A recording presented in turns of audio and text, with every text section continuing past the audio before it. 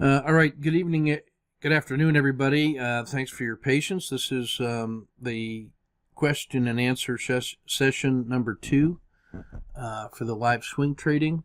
I just didn't have the emotional energy to do it yesterday. We had 9 soccer games this weekend, including one of our players that had moved to Illinois came back to play with us, and I just was so emotionally wiped out. I didn't have it in me to go. And then I thought I was going to be off all week because of the congressional shutdown. But unfortunately, they furloughed me today, but are calling us back.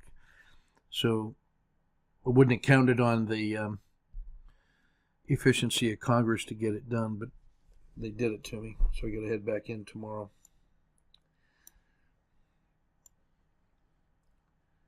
Alrighty.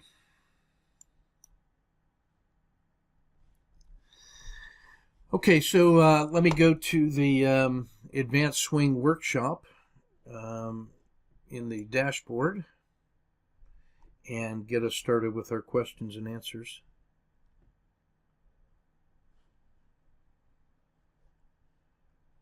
Okay, AdvSwing.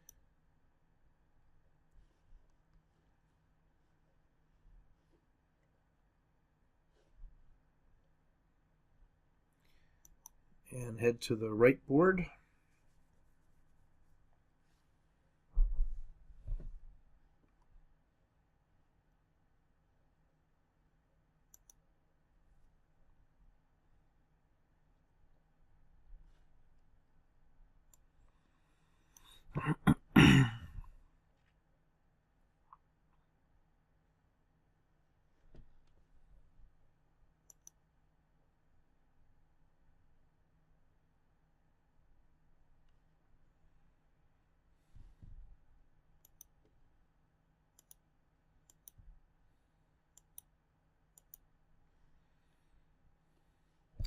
Okay, so let's just get right started with it. There was a question, will the recording of the previous Sunday's webinar been posted anywhere?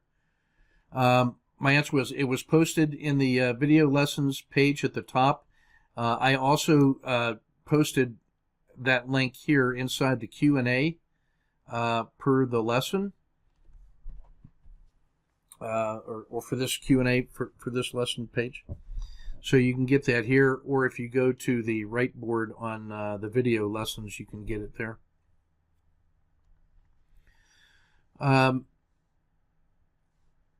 This first question then, would like to see a more detailed example of the use of the execution stop versus the position sizing stop. And it sounded interesting, but went by a little fast for me to catch on the first session. All right, so let me go ahead and try to do that now. So the main idea. Oh, wait, let me get a clean sketch pad here.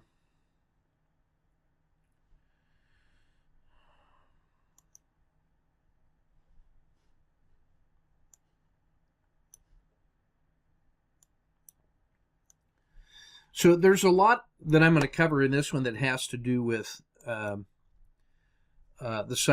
personal psychology, and so your mileage may vary. You may not need to trick yourself the way I have to trick myself, and that is. But I'm a very risk-averse person, right?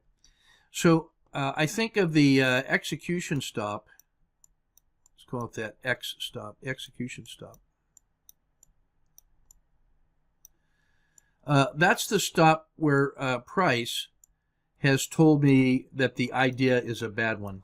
Okay, so there is some pattern caused me to get in, and I know based on that pattern, whatever it may be, there is some price that if I see it is going to tell me that that particular opportunity is convincingly over. So let's take a look at my favorite one, which is this collapsing dragon. All right, so let's say in the collapsing dragon, you had the dragon roll up, it rolled down, made a new swing low, came up, and now has started to roll over once more. And maybe this little pattern here was like a 1, 2, 3.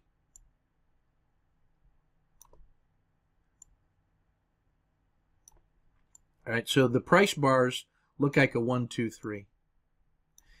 And this is the RL10, excuse me, RL10.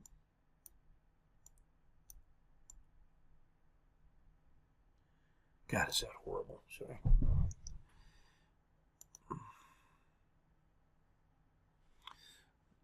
So we have an RL10. So this peak I think of as number 1, and I think of this as 2. This belly of the dragon or the RL10, and then the third point is the second hump that is lower than this higher hump. So if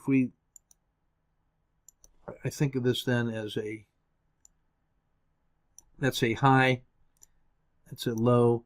This one, point number 3, is a lower high, so you get this kind of angle going down. So now I think this thing is going to fail. Now the point of the collapsing dragon is this idea right here, that if it violates point 2, that this is clearly a big fail. And the reason I say that is that the previous move may have been up. And so everybody will see point 2 as a higher low.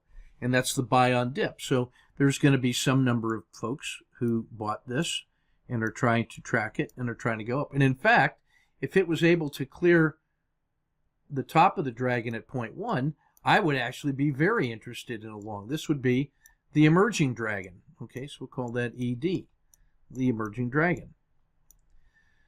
But if it violates level 2, we have a CD, or a collapsing dragon. So when I see this little pattern right here and it's starting to fail, if I have a belief in the downside, like let's say that this thing had done this, found support here, made this little hump, found support at 2, made this hump at 3, I would have a very strong opinion about the downside on this one. And everybody who bought this on the way up from between 2 to 3 has a theory that they're going to buy a double bottom. They see this bottom and they see that bottom, let's say. And they have a theory that this thing is going to go, so they want to buy on a dip. And if they do that, it is typical for them to put their stop below that swing low, somewhere around here. So now we've set up the collapsing dragon, and I see this lower high, and now this thing is starting to fail. My hypothesis is that if it fails below this point number 2, then this is going to be a big collapse, because when that price breaks through that support level, it's going to trip all of these stop losses that are all tightly clustered down in here. And when that happens, it sounds like popcorn in my ear. This thing just collapses in a great big hurry, and off it goes. It's a red Niagara, and it's failing. Well, I don't want to wait for this moment of red Niagara failing to begin getting short. Why would I want to do that? I'm going to get a very bad fill in here because the volatility of that bar is so great. So what I'm willing to do is to venture that in this no man's land here between 3 and then 2, these tend to be smaller bars, and they're starting to fail. And so I'm willing to risk a little bit in here and say, I want to get short in this position. And then I hope that it comes down, tests support, and then this time fails through, and then it collapses through all these stop losses, and then we get a big fail. And then while it's in the middle of that big fail, I can move my stop down here and lock in all of this as a gain. So that's the hypothesis that I have for this trade in the collapsing dragon. So where does that leave me? Well, with the execution stop and the position sizing stop.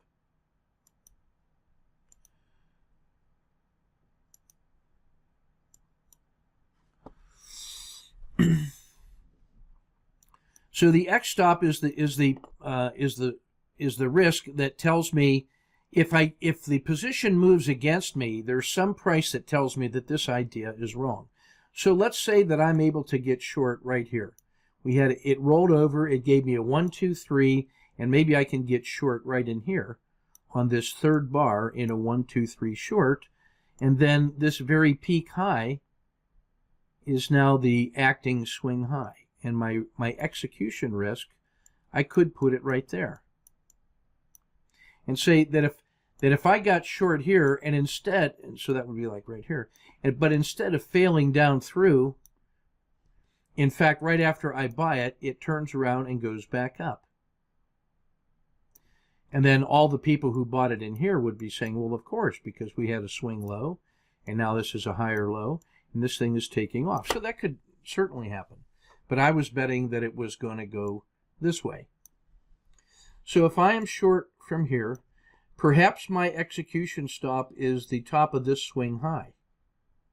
Because if it makes a new swing high in here, then in fact this does look like support. So this is the amount of actual uncertainty I have about this particular entry. This right here might be my execution stop.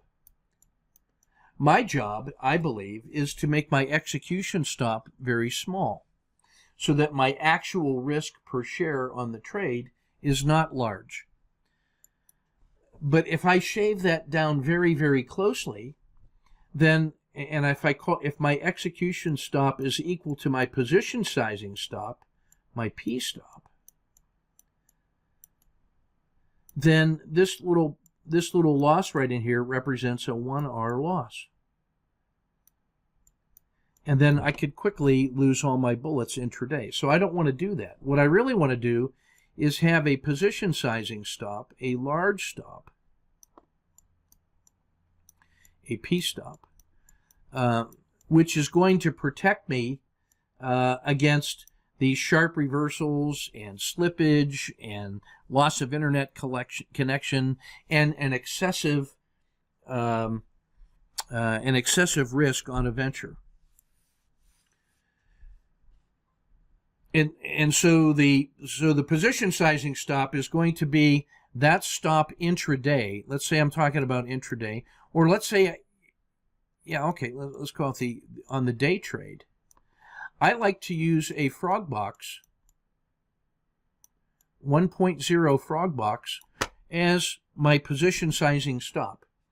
And then no matter what technique I'm using inside of the day, it might be an expanding or emerging dragon, a collapsing dragon, a morning hook, a hybrid frog. It could be this MACD histogram crossing the zero line that we've been experimenting with. It could be an owl. It could be a P1 failure. So I have maybe a dozen different patterns intraday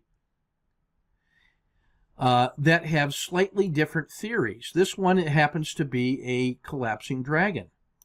And in the collapsing dragon, I may be able to get a very tiny stop. Let's call the execution stop there in the collapsing dragon. Let's say I'm able to engineer that to 20 cents or 0.2 per share. And maybe the frog box on this symbol that I'm trading, just for discussion purposes, maybe that's $1, 1.0. So my position sizing box of 1.0, and let's say I'm risking $400 per trade, I can divide that 400 by 1, and that gives me a position size of 400. And so when I buy this trade here, I put 400 shares on and I'm going short. And if it works, it works. And if it doesn't work, if my theoretical stop gets hit, the one that says this idea is no longer working, like right here, now I've lost an execution stop, but I haven't lost a position sizing stop. And so in this case, the collapsing dragon might be 20 cents. And so my actual risk in terms of execution might only be 0.2. So even though I take a full execution loss, I only, in terms of portfolio management, take a minus 0.2 R loss. Now, why is that crucial? Because later on in the day, I might have an emerging dragon or a Z3P or any number of intraday techniques, all of which might have different execution risks. It might be 0.40 cents there. It might be 10 cents here. Well, if I were to use the execution risk and use that to compute my maximum position size, let's say I picked a Z3P because it has such a narrow channel. Remember, in Z3P, the outside Bollinger Bands crush way down inside a frog box. And so I can get short here, and then my stop is up here at the other Z3 line. Well, there's plenty of times on a lot of symbols where this can be 10 cents when the frog box is $1. Well, what that would tell me is that if I were to use the 0.10, I could end up having 4,000 shares on this particular trade, whereas on the collapsing dragon, I could have 2,000 shares, and on the emerging dragon, I might have 1,000 shares. So all of a sudden, I have the same symbol, and now my position sizes intraday varies by an enormous amount. And all of them are geared toward one particular pattern that I'm using, which is my invention, but the rest of the market doesn't know that. And then my amount of stress based on the type of pattern I'm trading is enormous. I have to do all sorts of computations to figure out my position sizing is. All I want to do is to be able to, what I'm trying to do is shrink down my execution risk so that when I take a position with position sizing risk, if I'm wrong, I'm very small, like 0.2 in this case, or 0.1 in a Z3P. But now here is the trick. In my position sizing stop, which is $1, this pattern here that I happen to be testing has to show me two position sizing risks, P and P, on the downside before I can take the risk. So I have to be able to see a full $2 of intraday movement in order to justify a position sizing risk of $1. And then my job is to respect that so that my position sizing across different systems is identical intraday. So I have normalized my risk management and normalized my internal anxiety. I'm using the same bet size no matter what hand I happen to be playing. And in this way, I can measure the performance of these different systems against a common position sizing stop, and then I can actually decide which one of these I can favor. Maybe I like the Z3P because it allows me to have such a small position or a small execution stop. But maybe it fails more often, but when it does pay off, it pays off large, and the little losses are like 0.1, minus 0.1. I can afford a lot of those.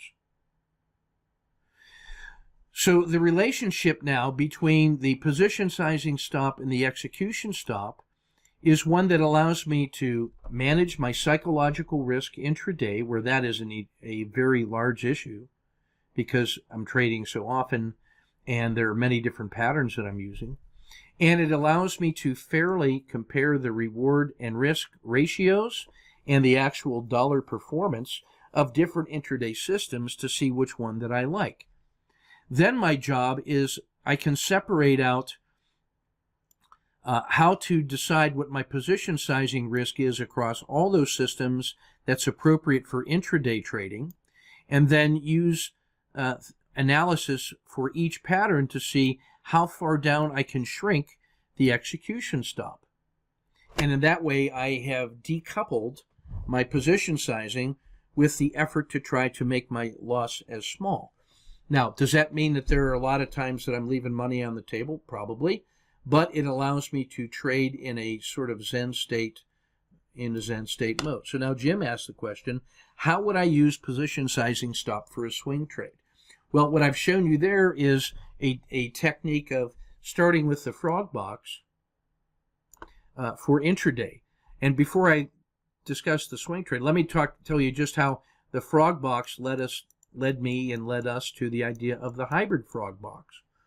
what we learned there was that if I use position sizing of 1.0 frog box, use an initial movement of 0.7 for the hybrid frog for an entry, we were getting into the position 0.3 earlier. We weren't waiting for a full frog box move off the bottom to get in. We were getting in at 0.7, and then we were using the same reversal as the original frog, because what we learned was that if you got in early, you were now able to gain an extra 0.3 of gain because you weren't waiting for that final 0.3. And then every winning frog position gathered this extra 0.3, but then if this failed here, then that meant the frog would have failed, and now we're only taking a 0.7 loss instead of a full 1.0. So being able to aim for 0.3 on both ends of the trade turned out to be a way to dramatically improve the intraday frog. Now, why is that important? Well, because the average win of an intraday frog was usually somewhere around 0.6. So if I can get an extra 0.3, what used to be an average winning trade of 0.6 is now an average winning trade of 0.9. And that is a 50% improvement without taking any additional risk. Because even if I take that full execution loss, I'm only taking minus 0.7. That was a very important psychological moment.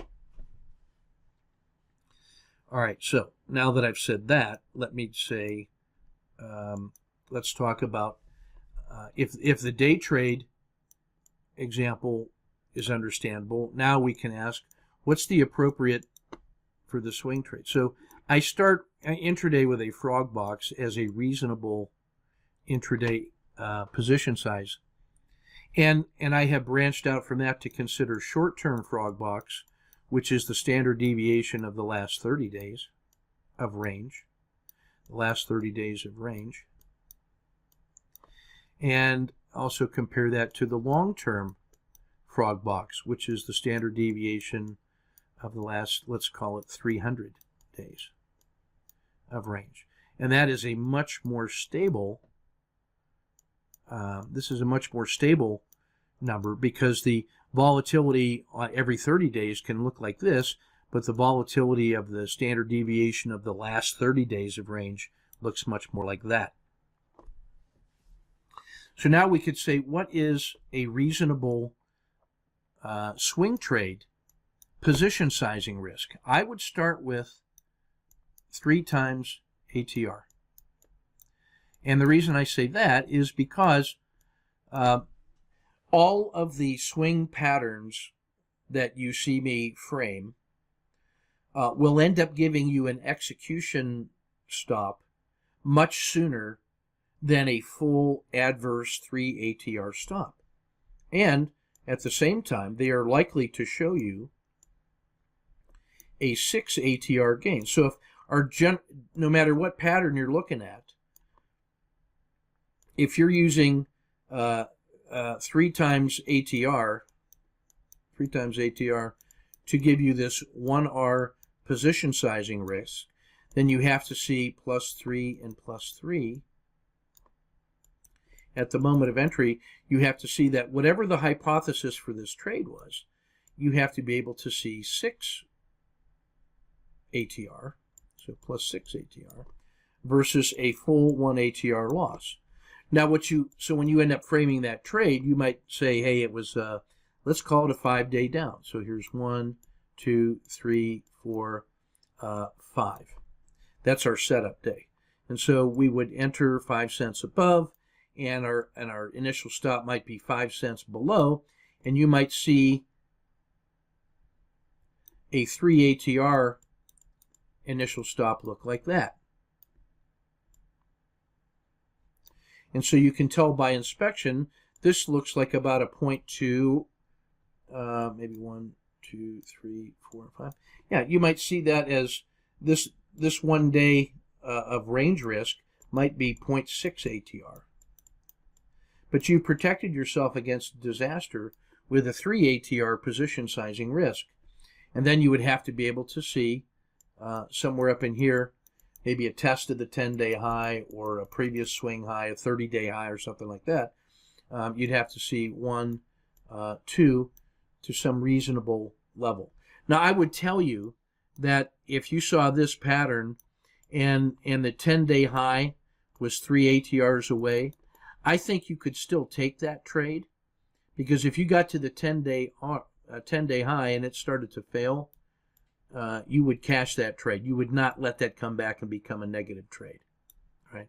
So if a 10-day, basically if a 10-day swing high gives you a 1-to-1, if you're using this modification of position sizing versus swing versus execution risk, then I would accept a 1-to-1 reward to risk ratio on a test of the 10-day high.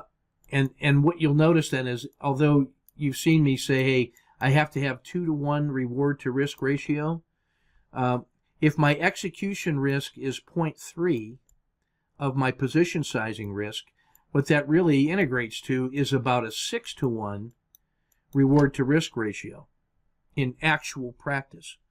But what's important here is that now, because I'm using a standard unit of measure for position sizing risk, then I'm not getting these dramatically different position sizes for the symbols that I'm trading, because I'm using a common measure of volatility, and let's call it off the ATR. Now, here's what you do long term. This is the final piece. This is absolutely crucial for you to understand, and that's why I wanted to lead with this idea.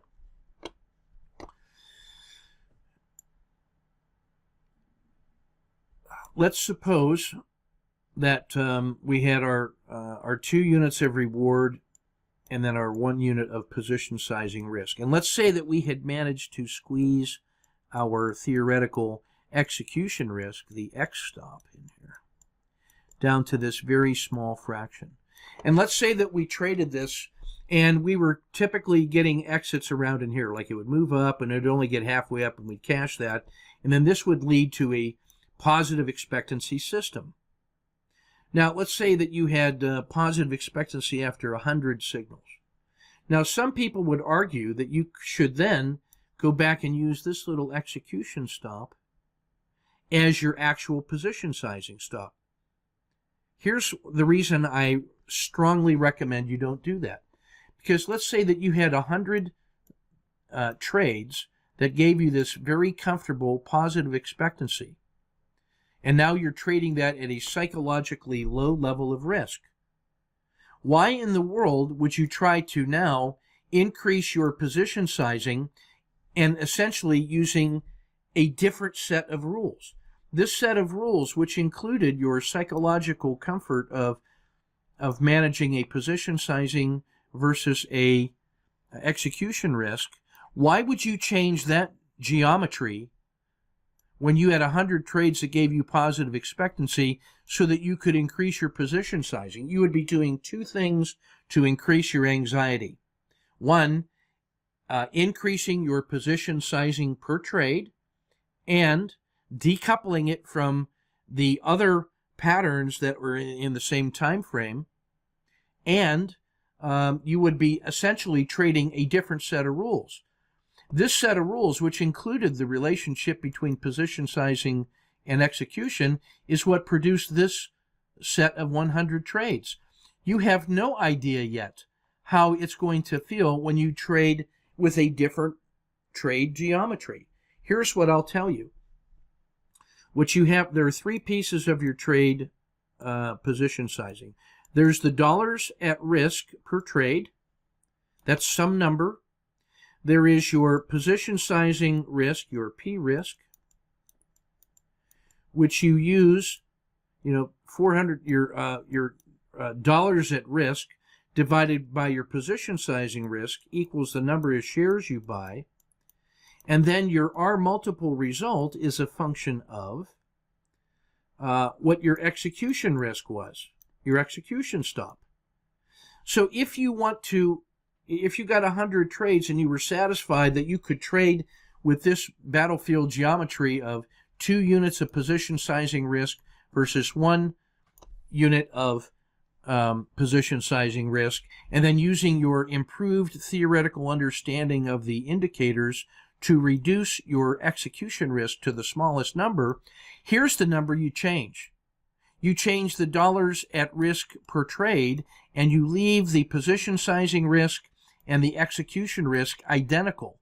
And now the 100 trades that gave you the confidence that you could trade this whole pattern doesn't change. The 101st trade is still using exactly the same trade geometry, but what you've done is increased the dollars at risk per trade for that system some number. Maybe you make that 500, and then you leave all the other systems at 400 until they have proven themselves to be positive expectancy to a satisfying level over 100 trades.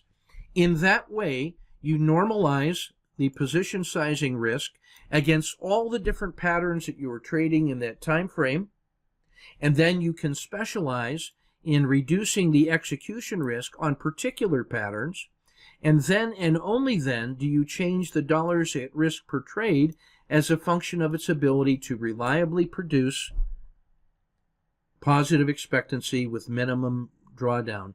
You will find that this psychological shift will have an enormous positive payoff for your stress management and for your ability to manage different kinds of systems in the same time frame, which are all using your same symbol. So let's say that I like to trade XIV and Mexico and Brazil, etc. Maybe I have 20 symbols that I love to trade.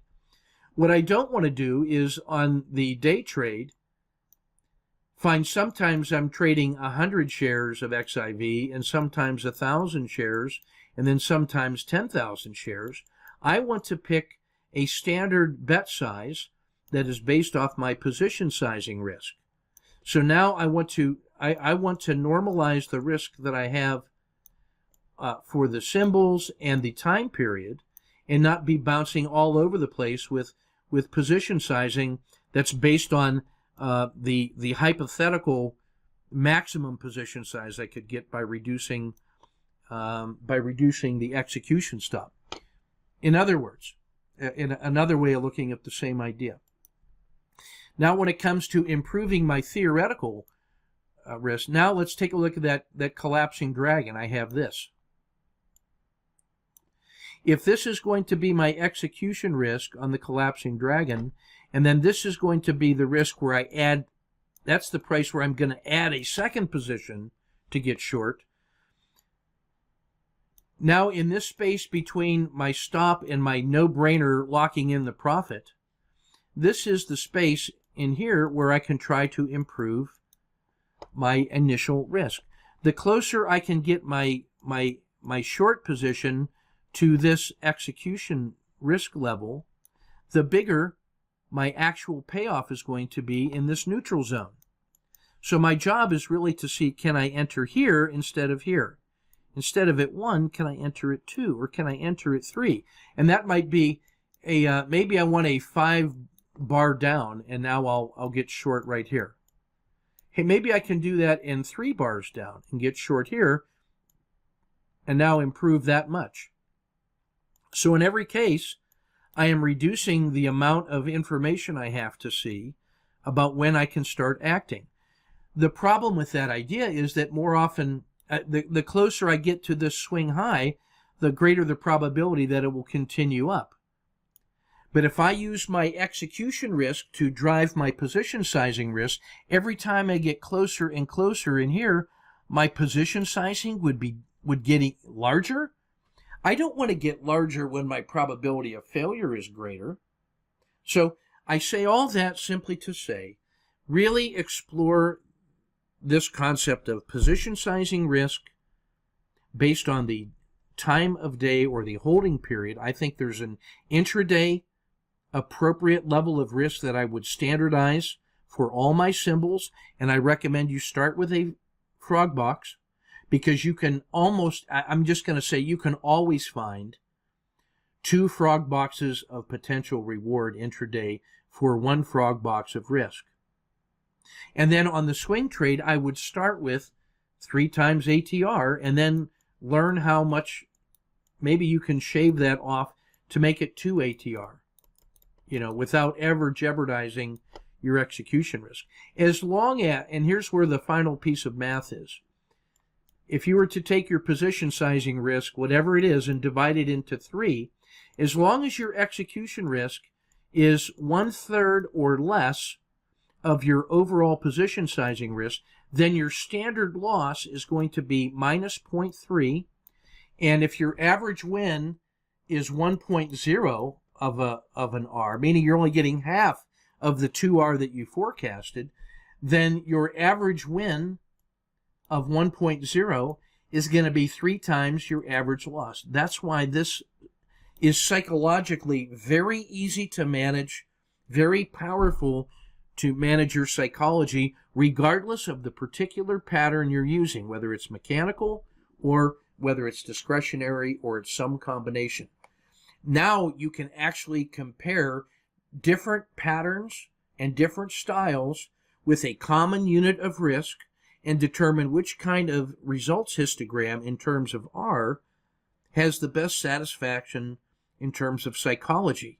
That is the one that you will find at least stressful to trade, and then you simply start increasing the dollars per risk per trade, the dollars per trade at risk. That equals, and I would start off with, when I started doing this to get my shit together, I started off with $25 a trade. And over time, I have grown it to $400 a trade. And 4 positions. That's my intraday risk, 400 by 4. Before, 20 years ago, it was 25 by 1 position, because that's all I could comfortably psychologically manage, because I had been burned by my own excessive position size too much. So, that's everything I want to say about that particular question. I think it is absolutely essential. It may be the best single lesson for you to hear right now in swing trading and day trading as you start trying to take on all these different sets. Because we don't lack for a number of systems and patterns and strategies to apply. This gives you a way to manage your own learning and risk at the same time. And it gives you the ability to separate the dollars at risk per trade and the refinement of technique, which will lead you to improved performance. That's what I want to say about that question. I don't know if I've ever explained it better than that, so I'm glad you guys asked me that question. Now, before I move on to the next one, are there any questions about that one? And even if there are, I would like you to go back through and listen to that again. And then if there are still questions, this is one that I'm willing to come back and continue to discuss week over week over week, because it's that important. So let's get that done. And we're 38 minutes into the. Now the good news is that the other 10 questions go pretty quickly. that was the biggest one for today. Okay, question number 2. Regarding directional bias, I have seen us use the RL30 direction and the Bollinger Band mean, and also the zero line on MACD. Can I provide a bit more detail on how each of these interact with each other? Yeah, good question.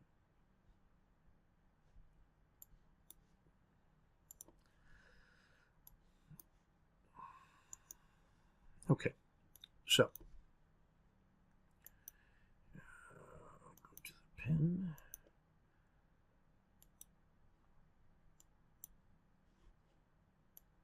Yeah, this time. I was having trouble getting the pen color right before. Now it seems to be cooperating. All right, so the idea here is directional bias. The simplest one I really want you to get is the idea of this MACD histogram, 10, 30, and 5. And what that gives you on the screen, if this is the MACD histogram, and up in here you have the chart that shows all the the price and the candles and all that. In the middle of that MACD histogram, you'll see the 0 line.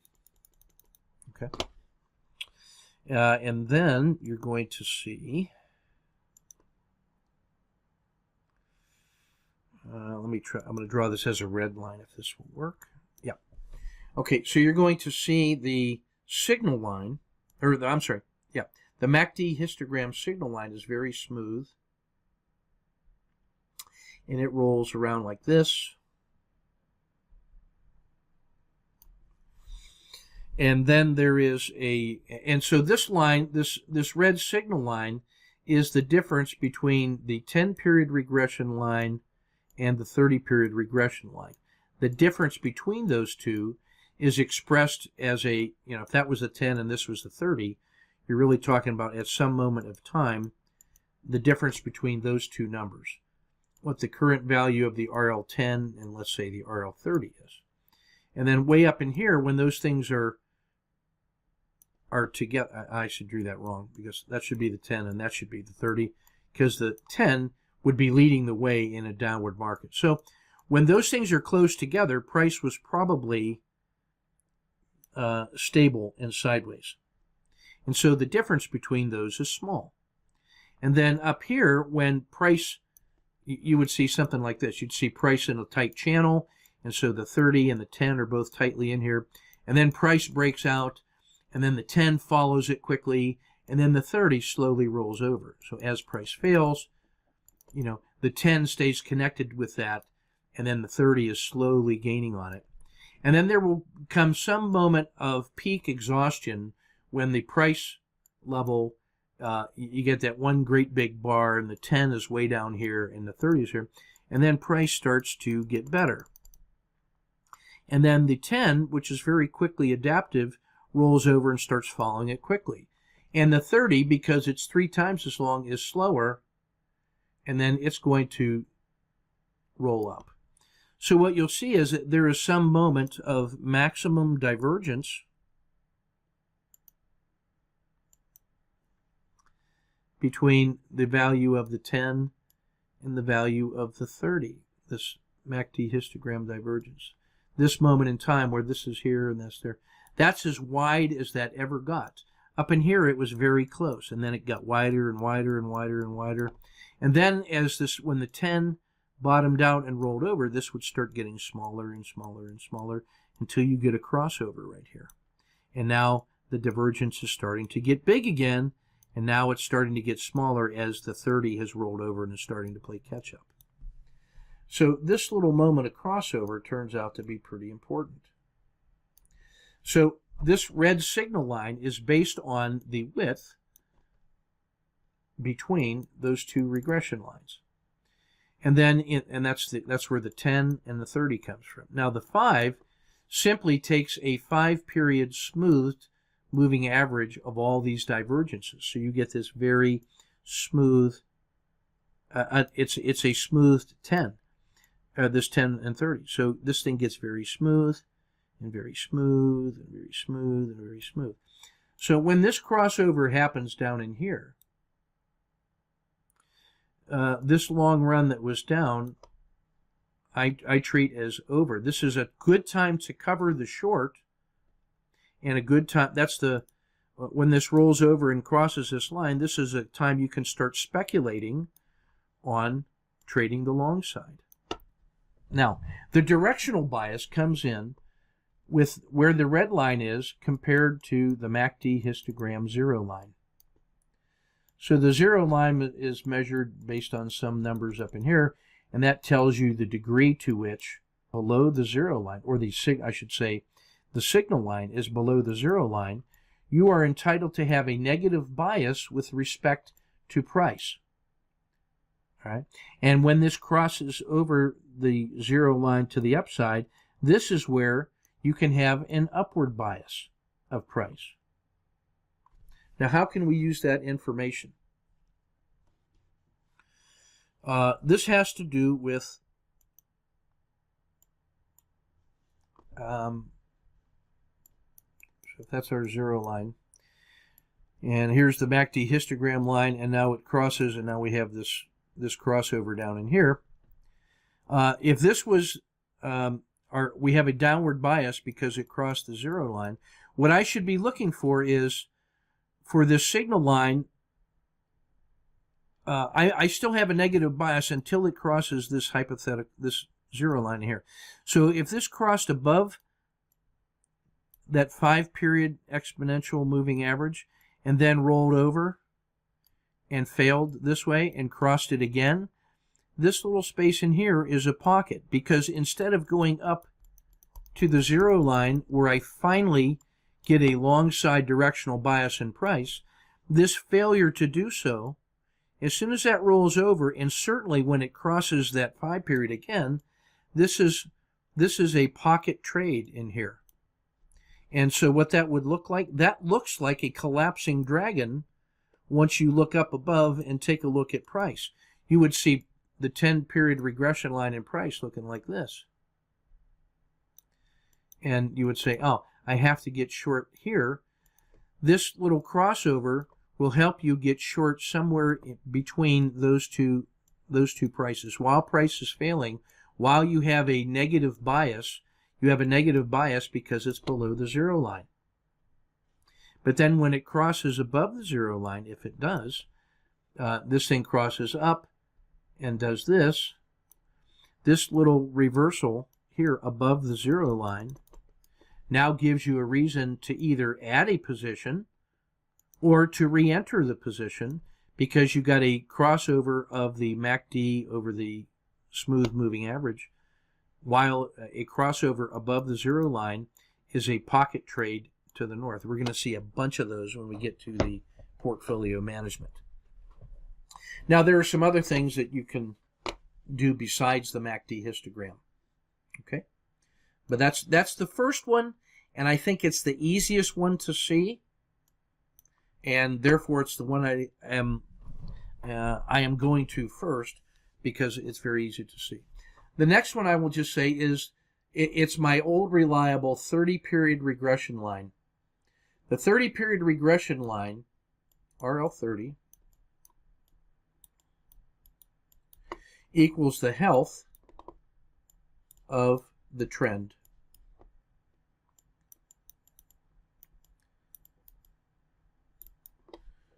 So the slope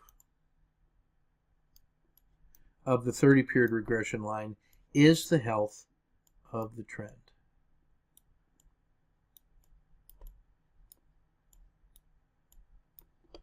Right. Now let's see if I can draw a blue line with this pen, if it will cooperate for me.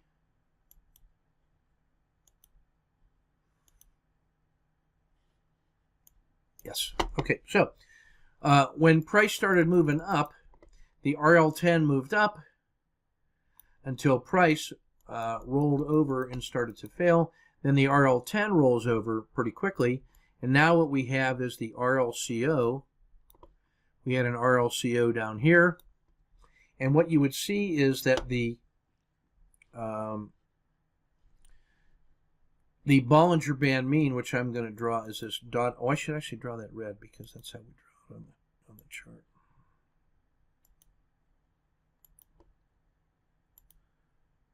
Yeah.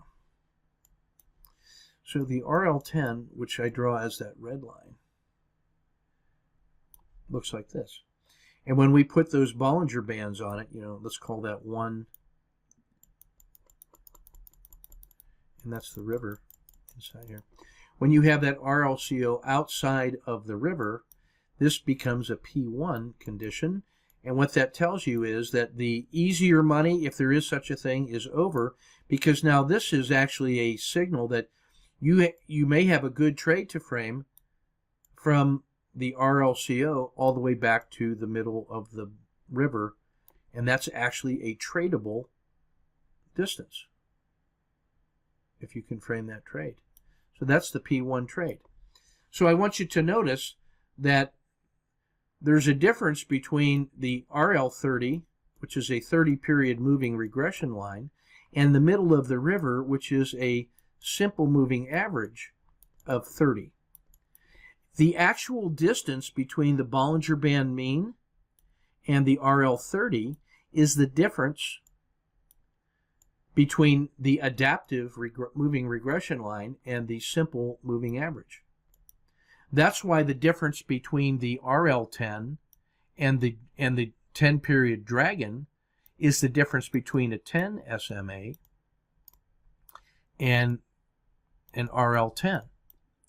Just in that little difference, we're seeing the difference between rapid adapting and slower adapting. So here's what I would say now when it comes to slopes of these different regression lines. And this is, you can use this to supplement the MACD histogram, or when you look just at the price patterns on the page, that the first thing I like to look at is the slope of the river. The slope of the river is long and slow, and the river flows, right? And then the RL30 is a more aggressive adaptation, and that is a very smooth governor of price. The 10-period regression line is the trader's price. The 10-period is the smooth price. The 30-period is the health of the trend. And so I would tell you, if you saw the slope of the river was up and the slope of the 30 was up and the RL10 going up, you had those three lines in a row, my friend, you had already better be long by that time. And then if you see that RL10 pulls back and then doesn't come all the way back to the river, but then makes this little move, now you have a pocket. And if that move got you out, you have an emerging dragon, and that's where the emerging dragon gets back in, because you had a long, strong move. It was so powerful that it made the river turn up and the 30 turn up, and you got this little dip and a resumption. If that little pullback got you out because you wanted to preserve a profit, then this emerging dragon gets you back in. But if that little pocket pullback didn't get you out and now it resumes and takes out the previous swing high, that's where you can add that second position. And now this allows you to buy on dips, this little structure. So in terms of having directional bias, I look at the slope of the slope of the river, the slope of the 30. I look at the 10 in where the 10 is located inside of those two guys, and then the most simplified method of all is that MACD histogram above or below the 0 line, because that is already including the information about the 10 versus the 30, and when it crosses the 0 line, that means the 10 has been above the 30 for at least 5 bars, or maybe at least 3 bars, and now you're early into the trade, and off it goes. So when you look at the math, what you'll come to realize is that the MACD histogram is a very simple way to integrate an awful lot of information about price tendencies and momentum of trends, all distilled down into one single indicator. And because it's based on the 10 and 30 with a 5-period smooth, it strongly correlates to what you'll see up in the price action with the 10-period moving regression and the 30-period moving regression. That's really pretty good. Okay? So that's everything I want to say about directional bias and the health of the market using SMA 30, RL 30, RL 10, and the MACD histogram.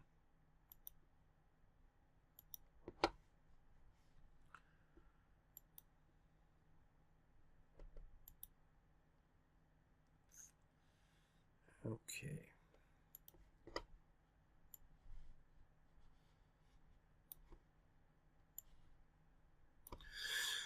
Okay, number 3. In the main now these are going to go pretty quick because I have these answered in writing. In a main lesson video, I referenced Patrick Birch's Summary of Beliefs, Charles Howard's Trading Plan, Tim Clark's Risk Z, and a 4-column learning journal sample.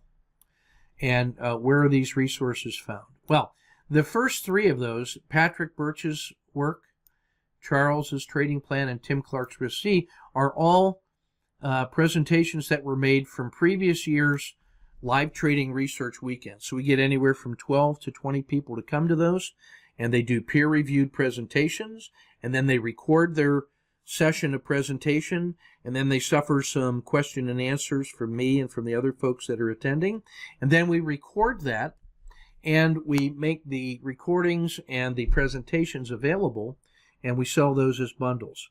I have them going back at least to 2015 with good quality recordings. 2015, 16, and 17 are all amazing. They are amazing. And I normally sell them for $2,000 a pop. And then if you attend them, I give them to you for free, give you the one you attended for free, and give you the previous ones for $1,000. And so what I'm going to do is make those available to you, the full bundles available for a discounted purchase price. But what I'm going to specifically do is the specific ones that you asked about, Patrick's summary, Charles's trading plan, and Tim Clark's Risk Z, I went ahead and made available in the files section. So let me go to there real quick so you can see where these are, because I think it's important that you have those, but also use those as sort of if you want to go deeper into the material. And you can ask any of the guys if they've been there, if it's worth it. I think that stuff is worth it. So if you go to our section here for the files,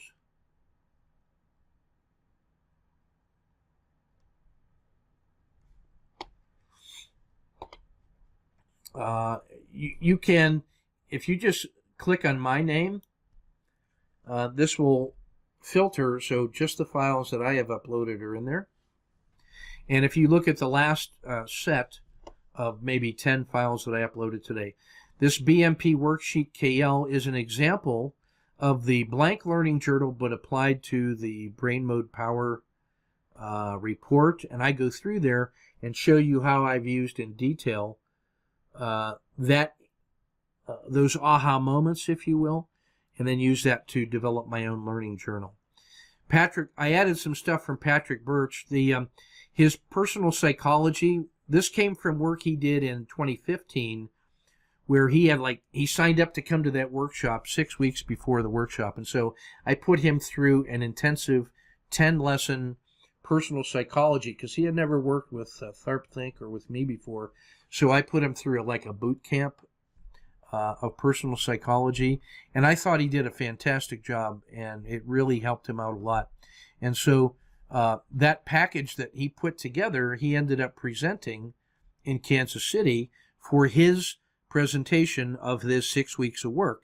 And I'm sort of using that as a benchmark for how to apply these various psychological elements personally. He also did a nice slideshow presentation of it.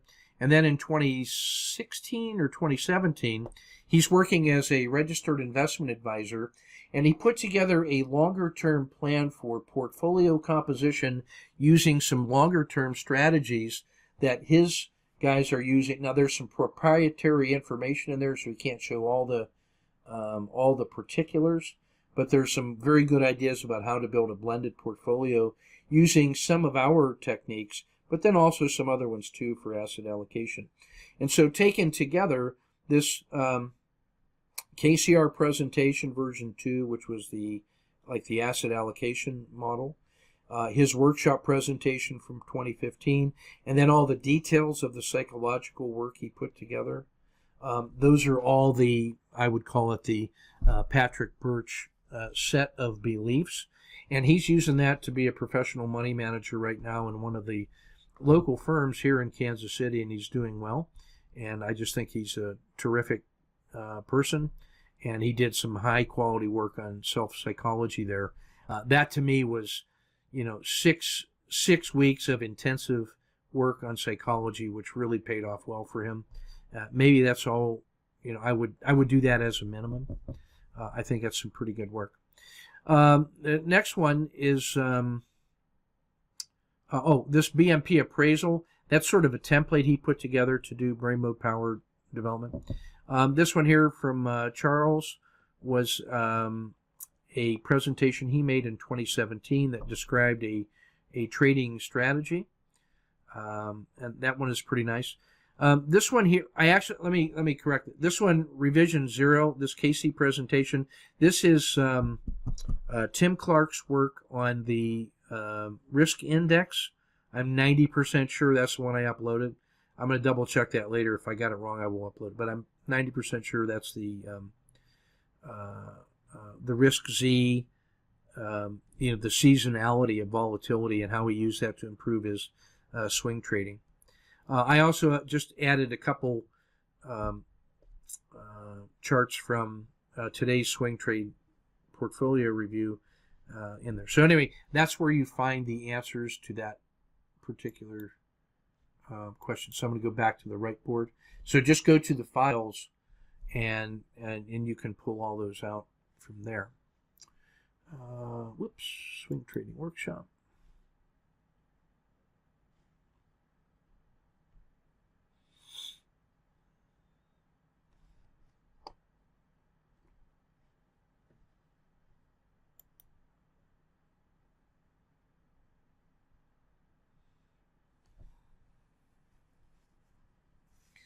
And then back to the Q&A. I see Paul has snuck a question in there while I was talking. That's not unfair. I'm going to give you a yellow card. No, I'm just kidding. Maybe I'll try to get to it here in a second. So that's question number 3. Those are the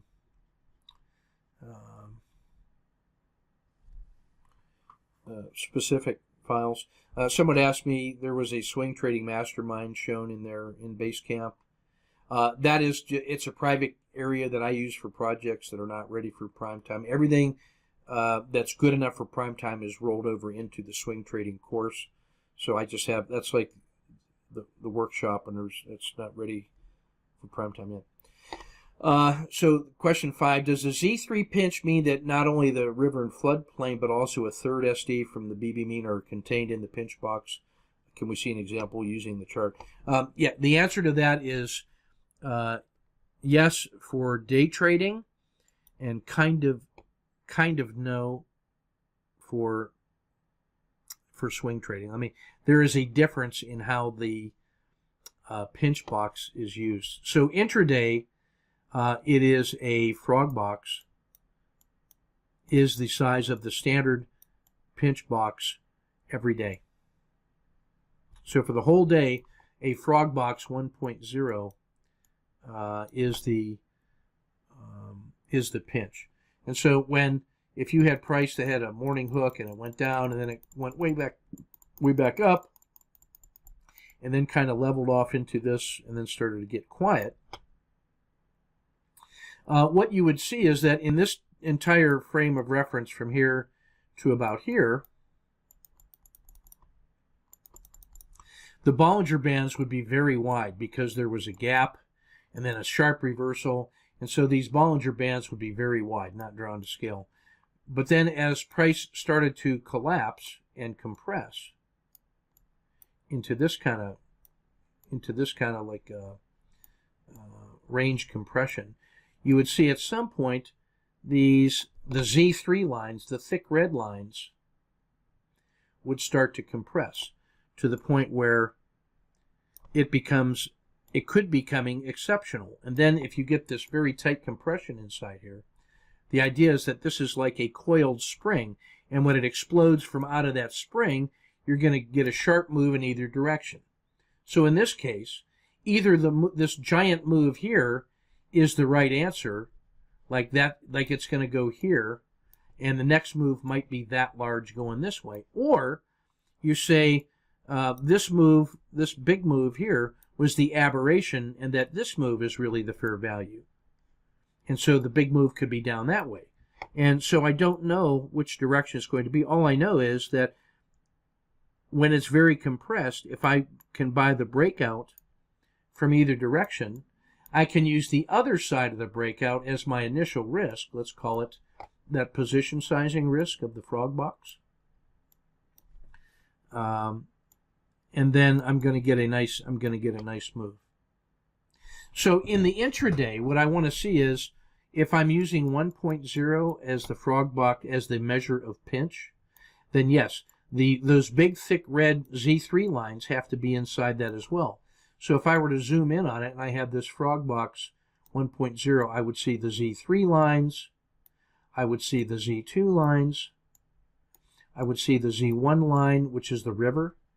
And by that time, you'll see all the price is very tightly compressed, and the RL10 and the RL30, and maybe even, if I get the RL90 and the RL270 all inside the pinch box too, that makes this a super pinch. And that breakout is amazing.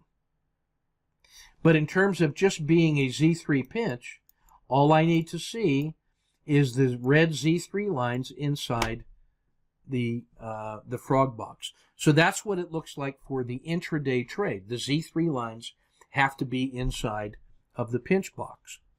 So now I want to shift over now to the swing trade. So if that was the daily, and I'm using the Frogbox as the measurement of pinch, what I tried to do is find on the swing trade what was the equivalent of a daily Frogbox. I explored with a weekly Frogbox and measures of ATR.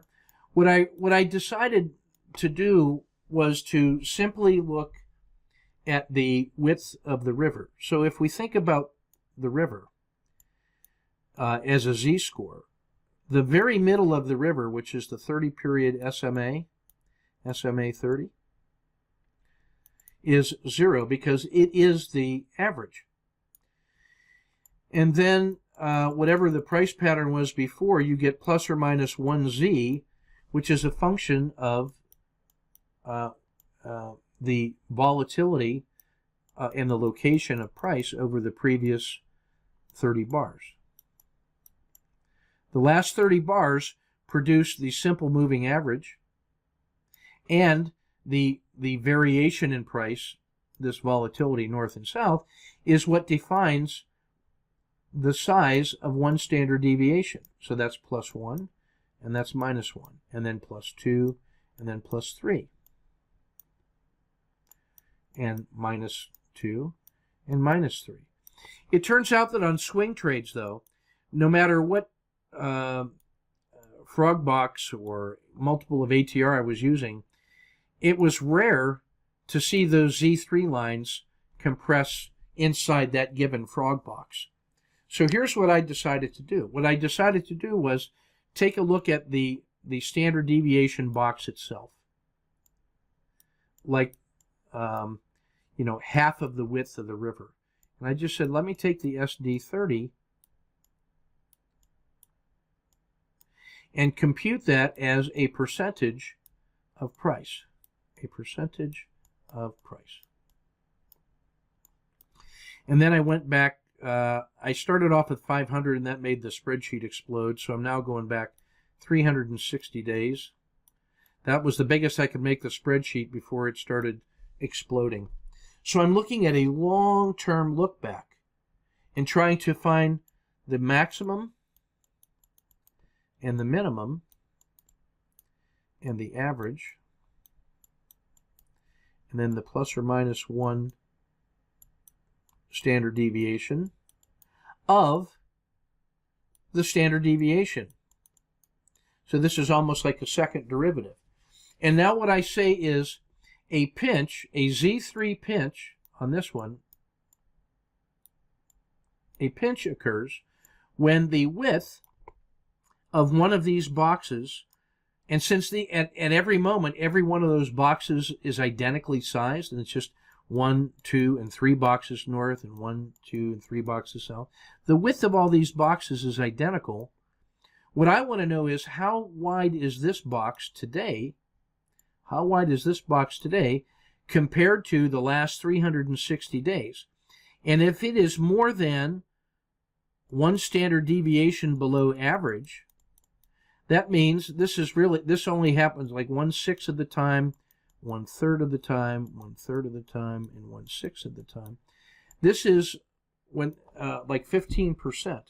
When today's width of the river is among the narrowest 15% of the last almost 2 years, Then I define that as being pinched on a swing basis, whereas on the daily Z3 pinch, those Z3 lines had to be inside a frog box.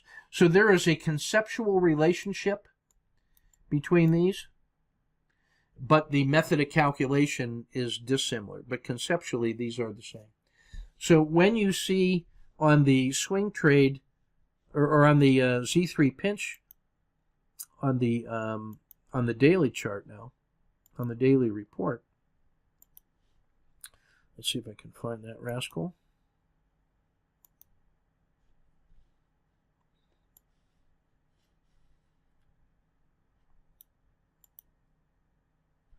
So this is actually today's pinch and stretch report. Okay? So I haven't run it yet, and the report is ready.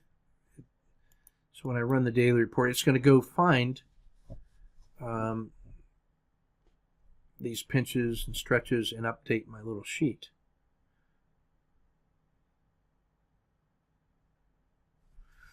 So pardon me while it runs this report real quick. So you're getting a little, I have a macro that's doing all the sorting and filtering and then updating my report. Not the most elegant way to do it, but it does get the job done.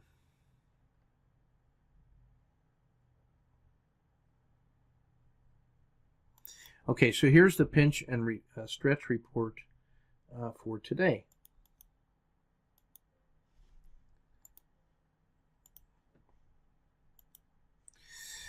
So I want to look at this one, the most compressed pinch box, this fourth column right here. Right now, McDonald's has a z-score of minus 1.14, and that is highlighted in red. And Verizon has a pinch box of minus 1.03. What that means is that the river is compressed to more than one standard deviation below the long-term average. So right now, out of the 60 or 70 symbols that I check on this one, only McDonald's and Verizon are very tightly compressed. But take a look at these ones that are the most expanded.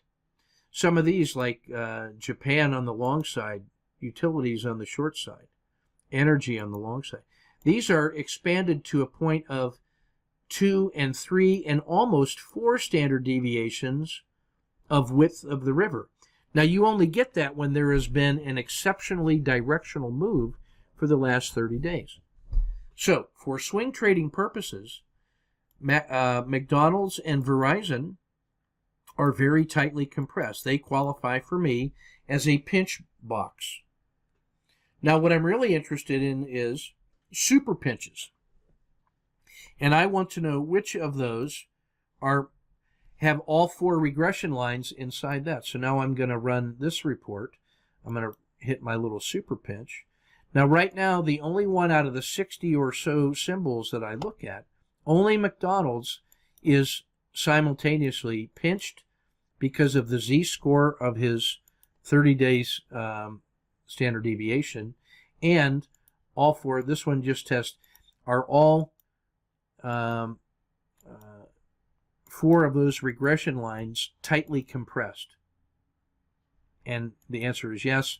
I have a little definition for what tightly compressed is. That means that the distance between the 2 widest ones is reduced to a minimum. So only McDonald's is super pinched on a swing trade right now. So what does that look like? Let's go look at McDonald's. So when I go to McDonald's on a daily chart and I find McDonald's, this is McDonald's on a long-term look back. And I want you to notice how narrowly compressed that pinch box was. In fact, it was tightly compressed over here on the 16th and actually on the 12th of January. And we got a price breakout. Let's see if I can't get that even closer to see. We got a price breakout from a Z3 super pinch. Happened inside this bar right here. Right in here is where that expansion occurred. And so I simply took the entry at 174.68, and I was using the Z2 on the other side, on the 17th to enter, which was 171 and some change. So it's about a $3 initial stop. Well, since that time, it's moved from 174 and some change. So today it closed at 176.21. So what I'm actually going, so this was my initial risk right here, this yellow box between the green line and the red line.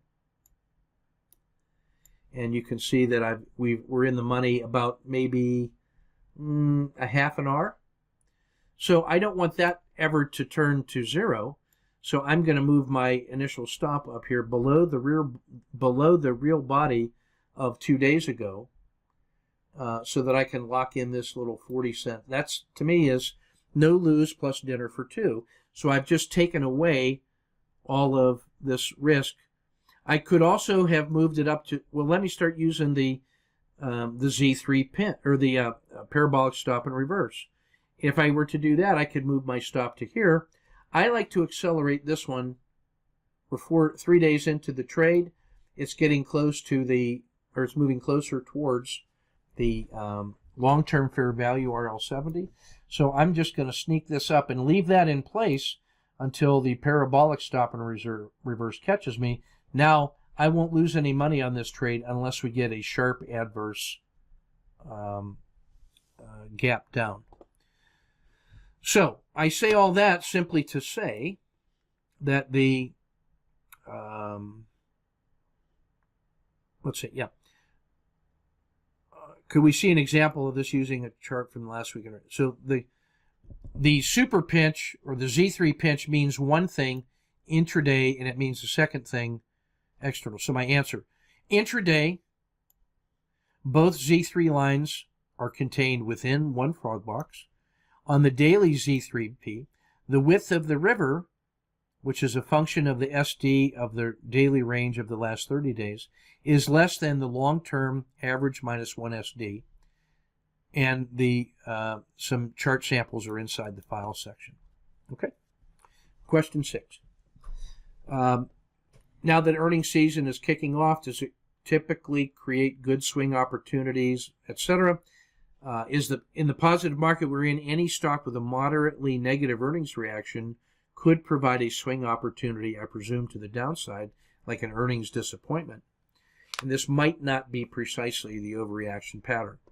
I would say, in general, yes, earnings season is more volatile due to surprises. That negative surprises usually happen quickly, and then there's quite often some follow-through. I don't particularly use that for my framework as a variable, but you might find it useful if you specialize in a certain set of symbols. Like, for example, if you were a very close watcher of Alcoa or Devon Energy, you might pick up some improvement by specializing in how it reacts to earnings. I would use that as a separate research question, and then see if there's some pattern about its earnings. Like Oracle, for example, is one that traditionally makes a strong move and then peters off going into their earnings, and then has a sharp gap and then a large follow-through. So in Oracle, I would say this in years past more than anything, because I haven't traded it that closely lately. But Oracle was one in which you were better off exiting your position on a swing pattern and cashing that profit, and then reacting to the directional move that came after the earnings. So that answer is going to vary based on the symbol that you're trading. If you're trading ETFs, that sort of is wished away because any one individual symbol is not going to affect it that much. But what you'll notice is that the seasonality of volatility in the ETFs that track large caps will start increasing as the Dow gets into earnings season. So there you are. I think it can be useful if you specialize in a certain set of symbols. Yes, could I confirm that the price charts with MACD show Z1 and Z2 on the price chart and Z1 on the MACD? Yes, that's the way I'm doing it. Bob Rourke, who makes beautiful and brilliant charts, he already likes the adding the 10 period dragon in here and the baby dragon for the same reasons we like the baby dragon and everything on the prices. What I'm just experimenting with is on this particular site, when I'm using the black background, is I'm just showing the Z2 and the simple moving average, and I'm showing the RL10 and the RL70. That gives me the regression line fractal framework. It gives me those Z2 alerts, and it is cleaning up the slide quite a bit.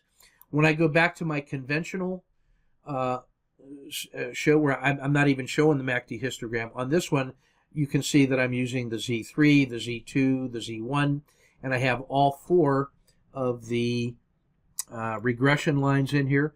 And I'm looking at McDonald's right now. So what I want you to notice on this one is on this green line here how tightly pinched those Z3 lines were, and that's why it fired on the Z3 pinch on that daily report, and you can see where the breakout happened and we got long.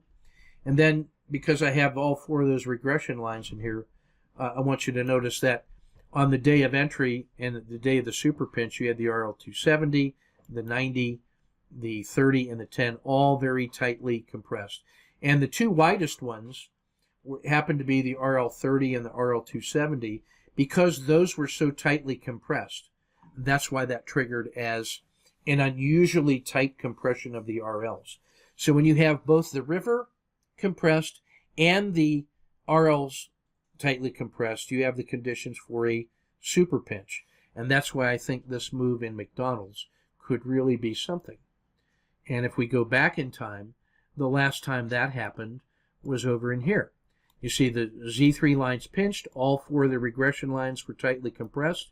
You had a slight breakdown and then a reversal, and now the reversal, which we entered in right here, we essentially scratched this short and then stop and reverse or re-entered here on a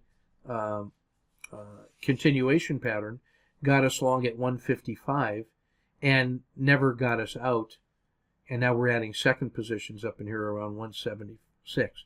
So this one works here. Oh, and the previous time that happened, way down here, when McDonald's was at 129, and it never kicked you out because of that. So when you get these super pinches, like this area down in here, this super pinch, these explosions that come out of here are very, very compelling.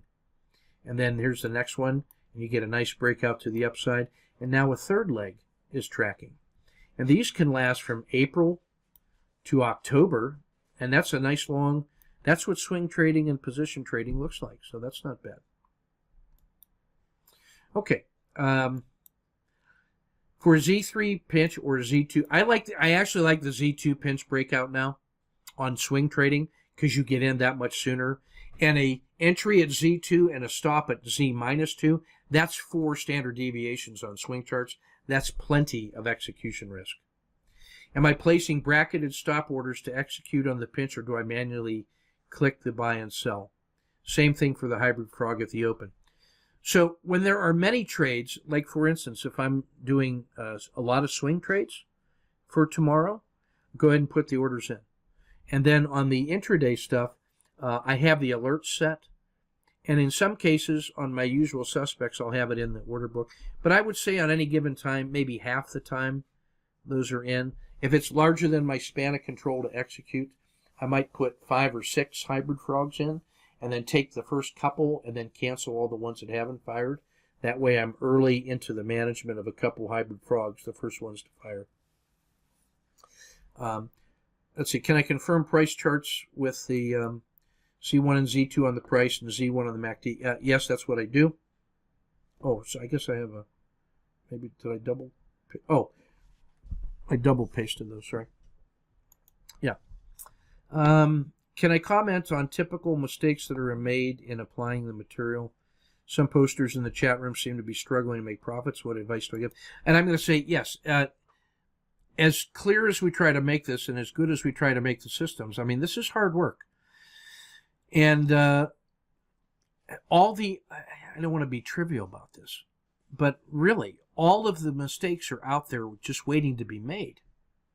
And that's why the first lesson tonight on the difference between position sizing and execution risk is so essential for your long-term survival and your stress management while you're learning to perform these.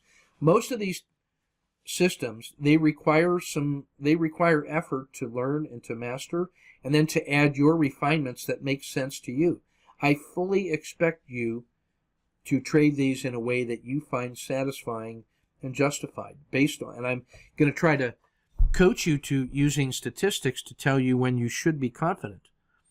And so if we think of the model of plan, prepare, execute, assess, you can make mistakes inside of all those. You can make mistakes in personal psychology and not following your own rules. You can make mistakes in analyzing data sets and come to the wrong conclusions. You can make errors of omission and commission. The main thing is that the way you improve performance over the long term is like in craft work when you're whittling. You got to start cutting wood with a sharp knife. Sharp enough to cut the wood, but maybe not so sharp that it cuts your own finger off. Don't use an overly sharp knife when you first start learning. So you have to do damage control for the expected errors. We have to learn how to set up our experiments and our training and our execution with smaller position sizes and then grow into larger position sizes when it's justified by the performance. And you use statistics and statistical process control to do that if you follow my ideas. That's my opinion on how to learn. That's the only way that I trust learning for myself, and that's the one that I share with you. I do not trust other methods of learning for myself. Your mileage may vary. But I come from a production, mechanical engineering style. I'm not an engineer, but I think like one. But I come from being unskilled labor on the shop floor. And I saw how guys went from unskilled labor as shop rats to become master mechanics and master tradesmen. And it was through statistical process control. And I have applied that in almost 40 years of military planning and operations, as well as in logistics systems. And I'm satisfied that for me, the use of statistics in learning allows us to find lessons that are not easily seen by others and gives us the confidence to deal with changing emotions and opinions, that I trust the numbers, I trust the data, and I trust statistics, and I trust the trend line that comes from a statistically significant sample. And I know the difference between a system that's in control and one that's out of control. And so I bring that same sensibility about evaluating price action to evaluating the performance of different systems over time. And that's, if you adopt that mindset, it then allows you to localize the area in which errors are being manufactured. Where is the system out of control? Where is there slop or waste? Where are the surprises? Where am I not performing? And so part of our daily tasks of trading is to see, how did our rule set perform if executed by a robot? And how did our system perform when executed by us? And if there is a difference between how it's mechanically executed and the way you personally executed, if that is consistently underperforming the robot, then we've identified what the problem is. If it's overperforming the robot, then we've identified a way in which we may be able to improve the robot based on your trader quality number. And so there is not one simple answer to that, but I would tell you, you start with plan, prepare, execute, and assess. And the way we teach that in the live trading workshop is with your accountability partner, and what you guys can certainly do during this course is to quickly come up with your set of personal trading rules that you want to explore, and then see if you can execute to it. And then you look at your actual decision-making performance and say, did I follow my rules? The second thing we can ask is, how do those rules perform when followed by a robot? And then we can evaluate the quality of the rules independent of who the operator was. And so we can use that to start making judgments about which systems to trade and how to trade them. So statistical process control in the learning journal, in my opinion, is a justified way of approaching the question of how to reduce error and how to quantify it and how to know when your system is still in control or when it's out of control, and when should I make change and how should I locate that change. That's that may we're actually going to get to a couple exercises later in the course when we take a look at a statistically significant sample and we find that it's positive expectancy, and we want to evaluate if the rule set is getting most of the gold or only parts of the gold that are reasonably available. Okay, number 10. What is tidal breathing? Any recommended sources of information? Tidal breathing is essentially defined technically as how you breathe when you are in a quiet state without focus. So it's sort of the continuous breathing that the organism does to maintain a steady state when you are at rest. It measures sort of the minimum amount of oxygen you're going to take. When you are in better shape, you take in more oxygen routinely because you're more fit. So that's tidal breathing. The opposite of that is focused, intentional over-breathing, if you will. It's sometimes called the breath of fire in some yoga disciplines. So that's the definition of that is often used among the physiology people. Total lung capacity and tidal volume, maximum intake of air, and then the normal amount when you're at rest. Improving your breathing will lead to stress management and improved cognitive function. Here's a link on that right board about from WebMD on how to conduct rhythmic breathing that would support any kind of breath. Non-denominational, non-religious, just physiological meditation and breathing usually concentrates on regulating breath as a way to focus the mind. Why not? Give it a try. That is a link to non-denominational physiological breathing improvement from WebMD, and it doesn't have any mystical connotations to it. It's simply describing a biological process. Question: in a normal trading day, on average, how many times do I return to the zero state? Hourly, at least, and then if I need to. Is there, in the lesson 1 videos, there was a Z3 super pinch that was not like the others. It was really just a long video about the river metaphor. It didn't specifically address the Z3 super pinch, but it did have something to do with the larger river metaphor, and that's why it's bundled together. So it's not just technical. This is, I think, an important visualization, and that's why it's located in there. 13. Psychology of stalking. If we were in a bear market, would I turn around and look for the big buy and a shelf forming as a top preparing to go short? Yes.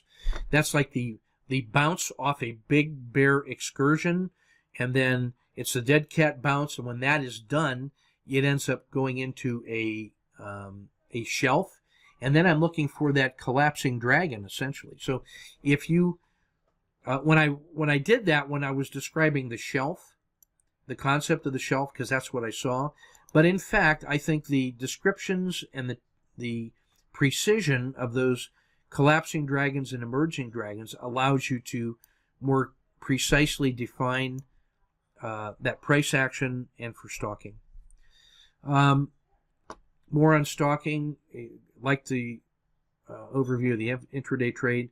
How would I stalk for a swing trade when I can't see the market action to a close day? It's actually the same psychology. It's simply, stalking is simply that I have a good reason to be framing the trade with precision and care, and I'm ready to pull the trigger. It just happens much more slowly in the swing time frame, but the same concept. This may have been, it's like if I'm always interested in hunting deer, but if I'm hungry and I see fresh deer tracks in the snow, now I'm stalking. That means I'm getting much more careful because I'm getting closer to the entry and I don't want to spook the deer. So when I stalk, I'm using my hunter's mode to really start fine-tuning the trade frame and the entry, so I can do that in a risk-reward favorable conditions. It just means that in the swing trade, it takes longer for that to set up. The question was, when calculate, maybe this was Paul's. When calculating the position size based on frog box, am I calculating the frog box based on daily ATR? Whether the trade is no. Position size based on frog box is strictly the intraday trading, and it is based specifically on the standard deviation of 30 days of range period. So there's a very technical definition of the frog box. It only pertains to that, and it is the intraday position sizing I recommend. And I think I may have already answered that one for you for the swing trading. So what you'll see intraday is that the river expands and contracts, but the frog box never does. It's always constant for the whole day. And that has to do with I need that unit of measure of signal versus noise for that day and that day only, based on the previous 30. So that frog box gets updated every day, but for that day, it's always the same. Hopefully I've made that clear. Okay. I think, Paul, that must have been your question, because I didn't have a bolded answer on that one. So that is that. We are at an hour and 30 minutes in there. What I want to do is quickly run through I didn't get to do daily debriefings much last week. I had a ton of things going on. So what I want to do is I want to go through this whole stack of symbols. And what I'm going to do is make some adjustments to portfolio positions based on rules on live portfolio trades. Whether that's I want you to start learning how to do that too. Start with paper trading, and then when you're ready, graduate to live trading. But I'm just going to start at the top, and I'm going to show you what I'm seeing. These are all my standard usual suspects, going from Alcoa all the way down to the XL series of Sector Spiders and Metals and Mining and ExxonMobil. So I'm going to rapidly go through these and just tell you what I'm seeing, and then this will sort of help you pick up the rhythm of swing trading. I'm going to convert back over to that black screen because I actually really like that, the way that thing pops out at me, and it's much less eye strain. So I'm going to thank my son for doing that. So Alcoa, one of my long-term favorites. Here was a spot here where it was a super pinch, and off it went. Awesome. This one was on December 18th. It had a super pinch and a breakout, so I always am in the mood to trade Alcoa. I just want to show you that this is where, on this vertical blue line, is where not only the RL10 crossed the RL270 to the upside, but it also departed the Z2 pinch.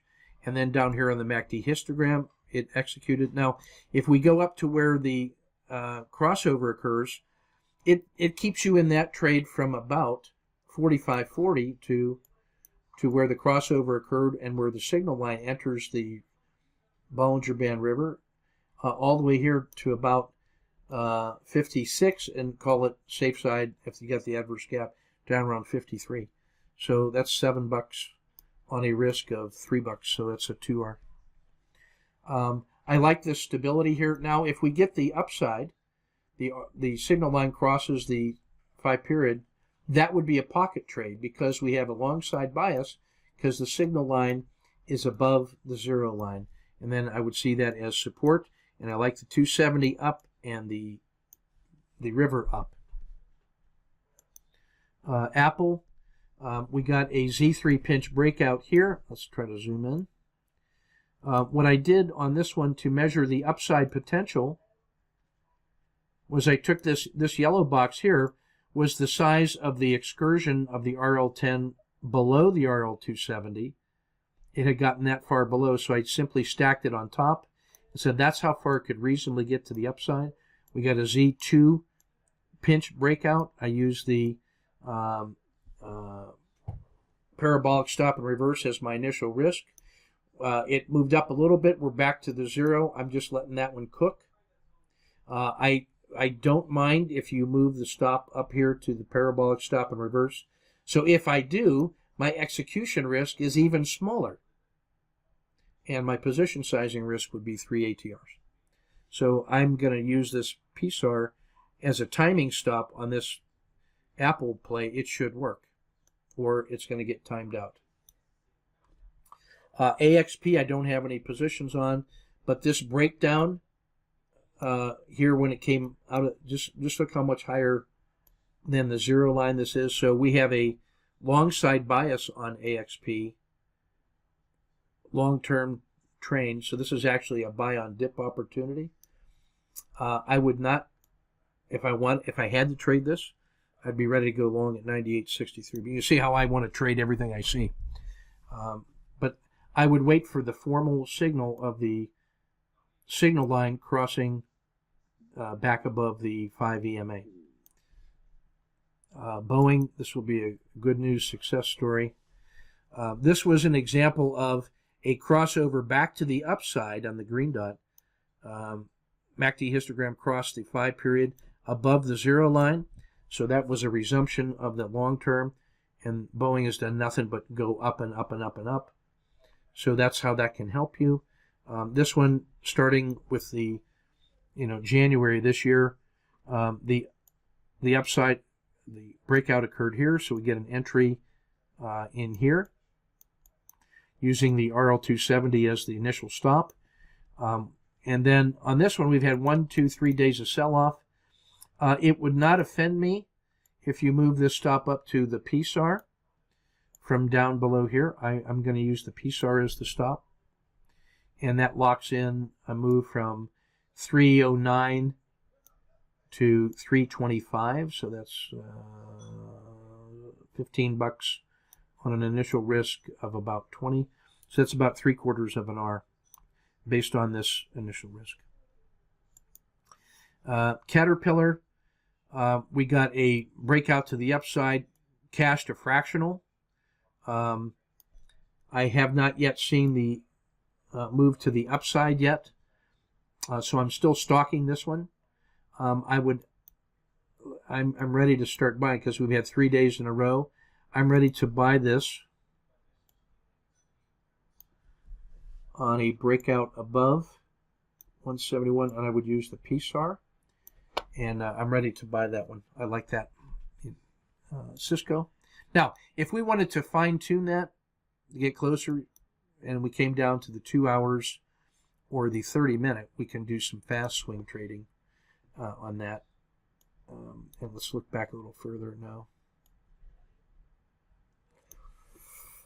I could go to the, let's say I wanted to get, I could go to the top of this Z2 or the top of this hump in the RL10. And so now I want to get long on anything that breaks north of 173.16. And let me pick my swing low below the PSAR. I kind of like that trade right there. So if we looked in on that closely, we would see not later than 173.16. I'm ready to get long on a swing trade on that one. And if it clears that, it's free and clear, and it's above the RL270, and off it'll go. So now I'm using those shorter time frames to maybe fine-tune. Now, notice how Caterpillar is one of those. That train just keeps rolling and going, and we're actually 2 positions into this thing. I'm sorry, 1 position in from here. Long here and cashed. Second re-entry, and now the stop is locked in. I will add a second position, 173.16. Cisco, long from this breakout back to the upside. You can see the entry was around 40. I'm trying to get that. Yeah, it was around 40, and we've locked in 40.55. So that one is free and clear, and off it goes, along with strength and technology.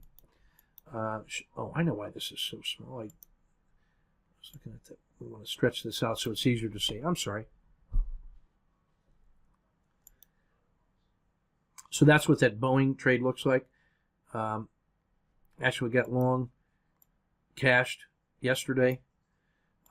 This is, if we get a universal reentry or a move above 346, this is where I would place my stop. So I'm ready to get back in Boeing.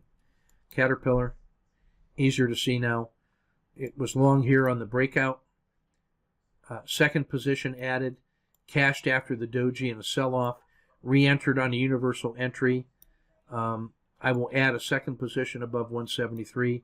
My current stop is now moved up to here about, let's call that 169. And that PSAR is just chugging right along. But I want to lock in this entry. Diamonds, that's going to be a good news story. We're long from 250 with an initial risk of $3.25. Probably should have taken a second entry here, but I just like this one. I'm going to move that stop up to a 2-day low because today was such a big move up. I actually would like during the day to creep that up even further. I really like that stop at a 2-day low because I don't want to give it back all the way to the PSAR, so I'm tightening up to a 2-day low. Disney, I don't have any trades in this one yet. I haven't found it to be tradable, but you can see a 5-day down would reward here and here and 5-day down here. So there's the 5DD for you. Devon Energy is a long-term trading favorite of mine in the energy sector. We got a crossing the zero line at the blue line. So I bought the breakout with a stop below the swing low here. That's been in the money this whole way. As of yesterday, I had moved the stop up to here to lock in this move. With today's vote up to the upside, I really like that. I want to lock in that win. I'm moving my stop to there. This is that merger of Dow and DuPont. I used to trade both of those. I haven't figured out how it trades yet, so I'm still just learning it. But you can see that I missed the entry from early in January where it broke out from that pinch in the MACD histogram. And I've missed that move from 72 to 76. So be it. Still learning that one. Don't feel comfortable yet. Emerging markets, bought the breakout from the river here. Used the PSAR stop. I had, as of yesterday, locked in this move. I want to lock that move into here. It's looking good. I should probably look to the upside. So let me zoom out to a weekly chart. And, oh, man, this is looking great. This is like a 2-year high in emerging markets. It is well above. It just broke a 5-year high. Notice these were trades back in 2016 when we started getting the reversals early. And now this thing just broke out to a 5-year high. This is very powerful. Off we go. I should have more positions in it. This can work in currencies. Here's the euro-dollar pair. I'll leave you to that. I'll leave you to study that, but you can get some nice.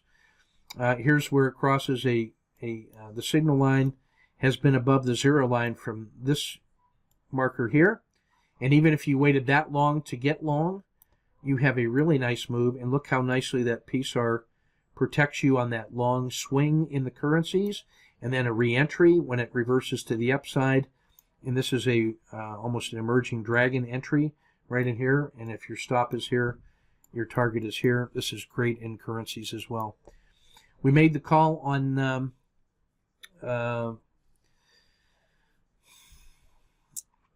Mexico, going back to the dailies. We made the call back in here on Mexico, turning it around. It was a low. It was a higher low. We like this entry right in here. Second day of buying pressure. That's an emerging dragon before it breaks through. So we got the entry at 50.9 instead of 51.5, and we had a very narrow stop in here for execution. So this was our stop in here. You can pull out as you can see. So buying it at the entry, trying to so you can see this. Our entry was here. Our stop was here. Our initial target was here to clear the hump. It cleared it. On this peak on Friday, I moved that stop up to like a 2-day low. It's still there. I like that. If it gets above that line, I will add a second position. And notice how the MACD histogram is expanding. Brazil's going to look the same. We got long, we cashed, we re-entered on the resumption with initial risk here. With 6 days in the money, I'm going to move my stop higher to a 2-day low and lock in more of Brazil. Free and clear. GE has been horrible. Worst member of the Dow. Notice the RL270 is down. There was a pinch to the downside. We played this breakdown when it recrossed the zero line. This is where we picked up the negative. In this part here, it crossed the zero line. So we pick up the negative vibes right here, the negative bias. Notice the PSAR rolled over too. So we got short in this bar using the RL270 as the stop.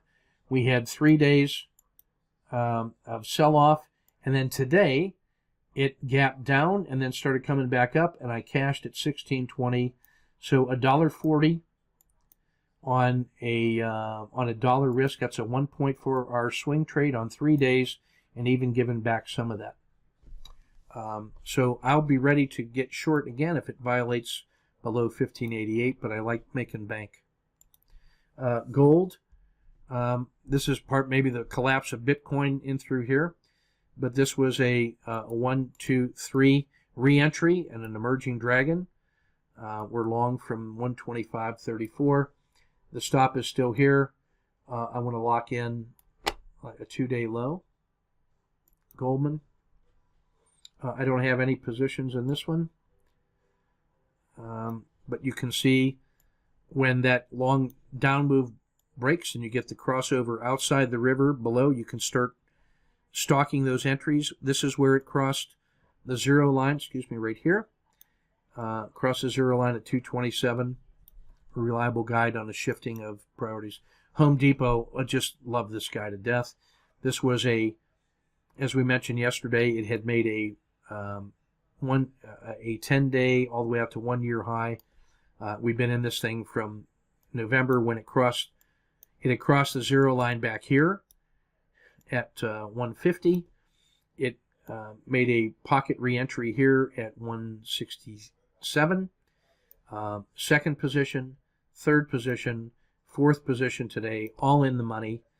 I'm going to make that a 2-day low, and that's going to be a big winner. IBM.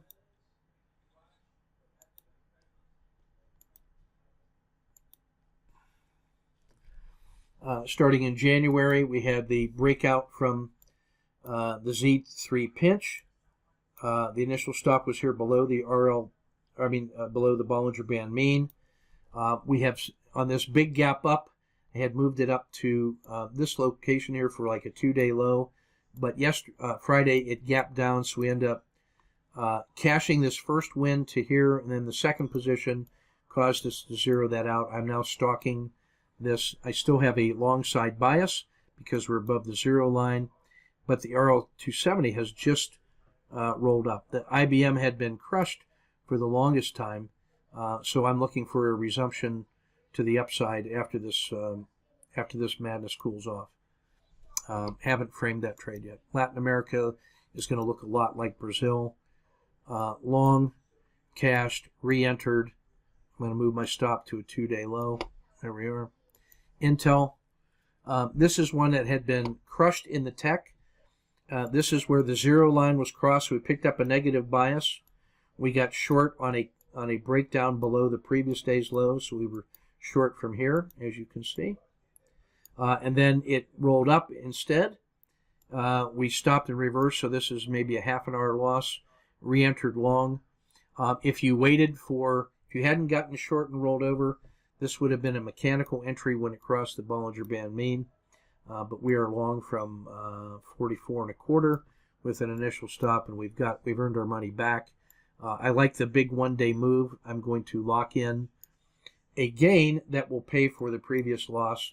The next place that I will look to get long is up here above this RL10 swing high. That's the place to add a second position above 47.50. All along the way, if this marches up, I will be raising that stop to lock in pieces of the single position. IWM, long, and wanted to preserve a gain, re-entered here. My initial stop was down here. I like the 2 days worth of move. I'm going to raise this stop, I think, to break even. That may be too close, but I don't like losing money. Johnson & Johnson, from the start of the year, this was a breakout to the upside above the zero line. So we were long on the second day, a 1, 2, 3 entry. Stop at the PSAR. Inside here, I moved up the stop to a 2-day low. We're still good. I'm tightening up the stop to a 2-day low. Coca-Cola, same thing. We're long from here. Went through the RL270, moved to a 2-day low, locking in the gain. McDonald's, this was that Z3 pinch breakout. The entry was here. The stop was down here. Today, I'm going to move that about to here. I like that. Merck. Entry. This is horrible. I'm going to move it right to above here.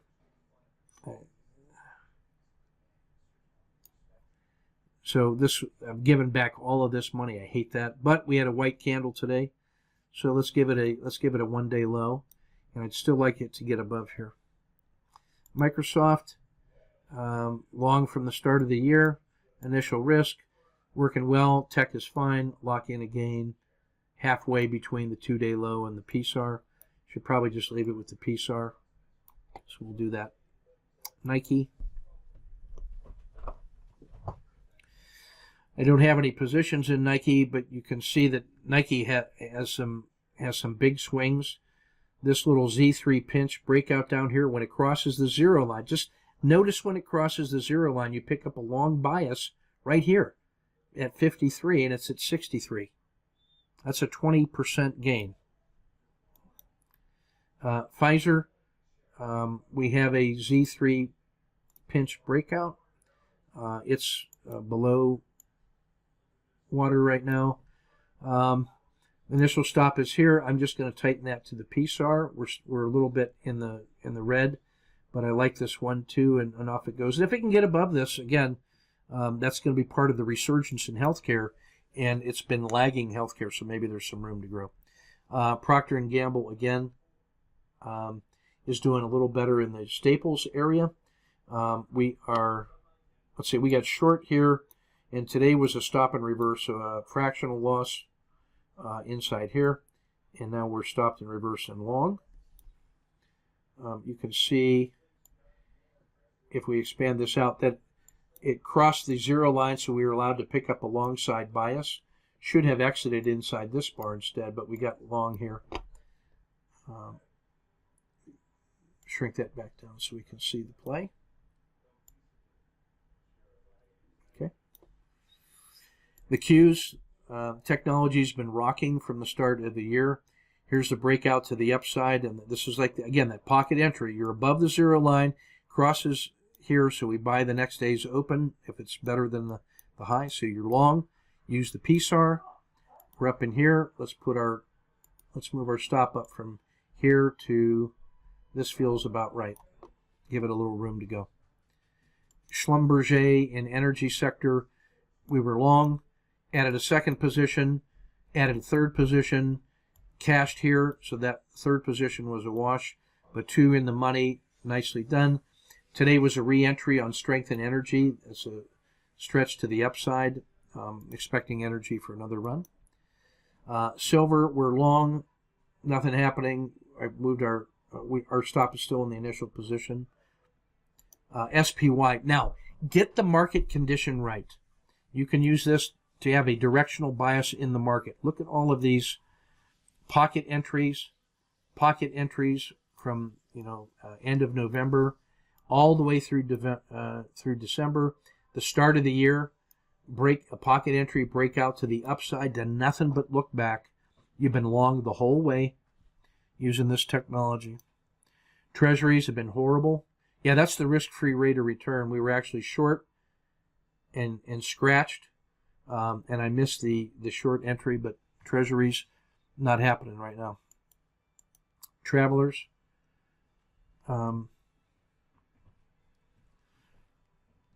again, this is where you could have a short side bias from this point where it crashed below the 0 line, so you were able to get this whole short. This is where that crossed over outside of the river and outside of Z2. So this you would have cashed somewhere in here. This is where it crossed the 0 line. You pick up a long side bias at 122. The rest is math.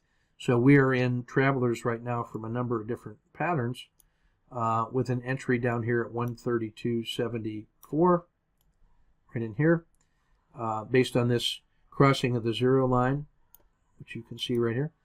Stop below the swing low. We got through our target. I should have had a second position today because it took out that guy there. That's the case where I should have been long a second position right there. So tomorrow, if that's still working, we will add a second position. That's where that should have been. We didn't get it, but we're going to raise our target up into here. And I'm going to move my stop at least up above this resistance level because I don't want to give back any of those gains. So I like Travelers. We're slow in getting the second position in. We will have time to do that tomorrow. Tesla. This was a MACD histogram uptick where it came back and crossed the 0 line. So speculative entry here with a stop would have been here. On this move, I'm sorry, that's Travelers.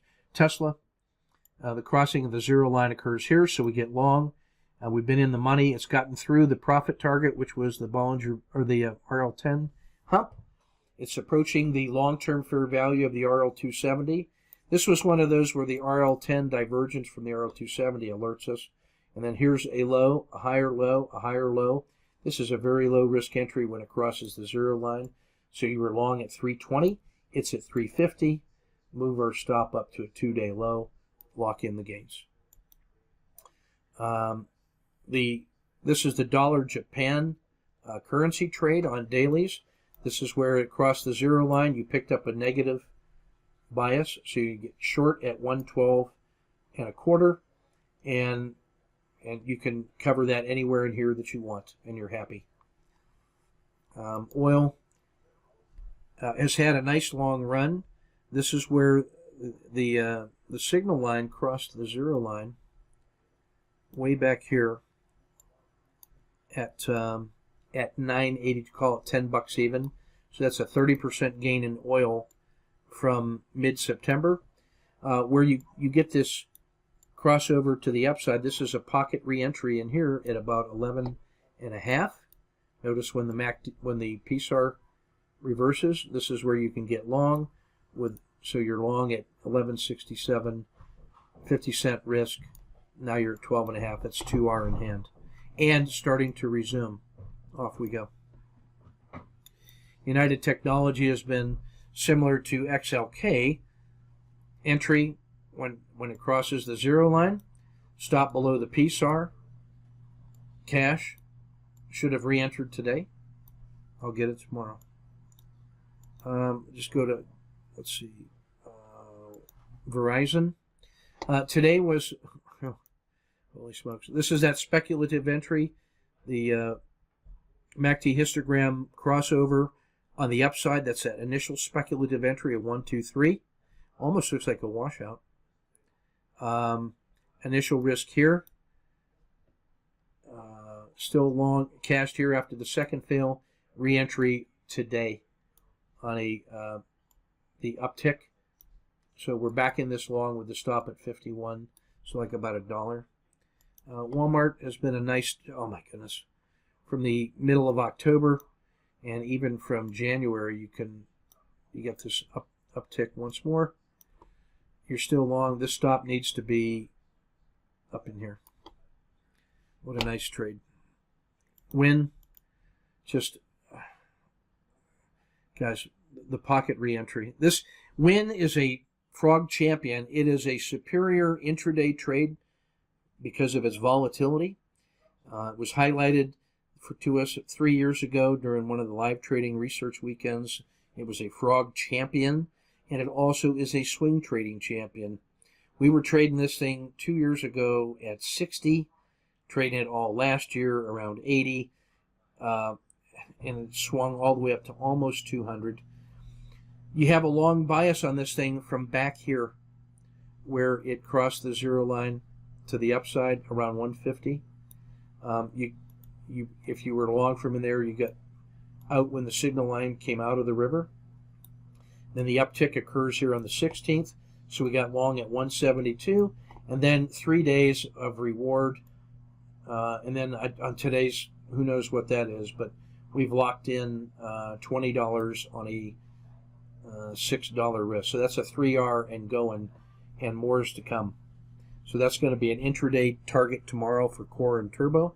I wish that I had turbo on it today, but I was dealing with that stupid furlough. U.S. Steel long, second position, move the stop up to underneath the shelf routine. XIV, we're still long. We got 2 positions in. The first position from 115, second position at 140. This thing's going to go. Now the XL series, I just want to show you these are those big fat ETFs that correspond to the 9 sector spiders. XL, so basic materials, energy, and you can see this, it's all the same stuff. And I mean, it's the same pattern. Now, all the way through here, you will have seen on the daily reports things like triple screens and 551Ws and 5-day downs and continuation patterns. All those things also work. This is simply a way that you can measure where we are in the life cycle of these patterns and what reasonable upside gains and downside protection looks like. So this is simply a way to refine your trade management and sense making for all of these swing trades. So basic materials, energy, all good. Financials, industrials, holy smoke. I mean, seriously. Technology. This is consumer staples. The latest trade long at 57 and off. This is where we had a second position. Utilities. Watch this one. This is beautiful. Utilities, you can't trade. Oh, yes, you can. Here's where they got negative, right in here, at 55.5 on that collapse. You could be short utilities from 55 down to 50. That's a 10% loss. And you know somebody's going to come hunting yield. You can already see the yield hunters happening here. So you can actually buy some yield on sale, a 10% sale, and you're going to get some capital improvement. Somewhere in here, the long-term fair value, let's look at the RL270, is around 55. You're buying bonds on sale for 10% off, and you're getting an improved yield. I'm just saying. At some point, this equity is going to collapse, and utilities are going to become the favored vehicle. This is looking like the time to buy them. Just saying. XLV, healthcare. Healthcare had been horrible. Let's take a look at what healthcare was last year by looking at monthlies. This whole period of time in here was terrible on the monthlies. It had been brilliant, and then this was absolutely miserable for over a year. But now they're back and in a long way. So if you had talked yourself out of not getting back in, the entry back in here was at 76, $13 ago, which we caught by looking at weeklies and by looking at dailies. And so now healthcare, the sector, is back, and you have to get long on this leg at 84, and that's still almost a 6% gain, and off we go. And I got to raise my stop now up to a 2-day low. There we are. Consumer discretionary, same thing. I mean, 1 position, 2 positions, 3 positions. Should have a 4th position in on this one. Metals and mining. Here was the first speculative entry where the MACD histogram crossed back over the signal, or the signal crossed the slower one. Here's where it crossed the 0 line. So even if you waited to 32, you're looking at $6 on 30, which is 20% gain, and more to come. So from that entry, we just got to march this up to, we use that 2-day PSAR. And ExxonMobil, got to move the stop up again to PSAR. So that's a quick look at the portfolio. Now, it took me probably 40 minutes to go through 40 charts, talking through it. And so it's actually slower when I'm talking than when I'm just doing it for myself. You don't have to manage 40, but you can pick the patterns you like, and then you can quickly do that on a weekend, my friends, and establish your frame of reference, and then pick the ones that you're actively managing and which ones you're stalking, and then use those mechanical patterns to pick patterns you like, and then use this combination of MACD histogram and this PSAR as a way to guide you through directional bias. And the difference between the RL10 and the RL270 is the difference between long-term fair value and the trader's price. When that gets too extended like it did here, they pull it back. Look how extended it was below, and then you get the move all the way up, and then that's the move you got to protect against. So you can use stop management intelligently to protect you after these long swings. So that's what I hope to inspire you with, is sort of the long-term agriculture, the portfolio management of swing trading. So we're about a little over 2 hours. That's everything I want to cover tonight. I will have this recorded and posted later tonight because it looks like Camtasia let me do that. So I'll be able to get it processed and uploaded and hung tonight. So I would encourage you to use either TC2000 or free stock charts, or set up your own swing portfolio candidates. Get those indicators on there. Start managing paper trades and these indicators to start getting a feel for the sense-making frame of reference, and then look at the particular patterns and then the particular symbols of choice that are aligned with your beliefs, and you'll find this is a way to quickly get up to speed on this style. And we still got 8 to 10 weeks of work together of doing this 3 or 4 times a week, and then the weekend question and answer. So I really feel good about where we are in the course and the material that I hopefully have laid out for you. And I trust in your ability to ask outstanding questions and get this stuff going as best you can.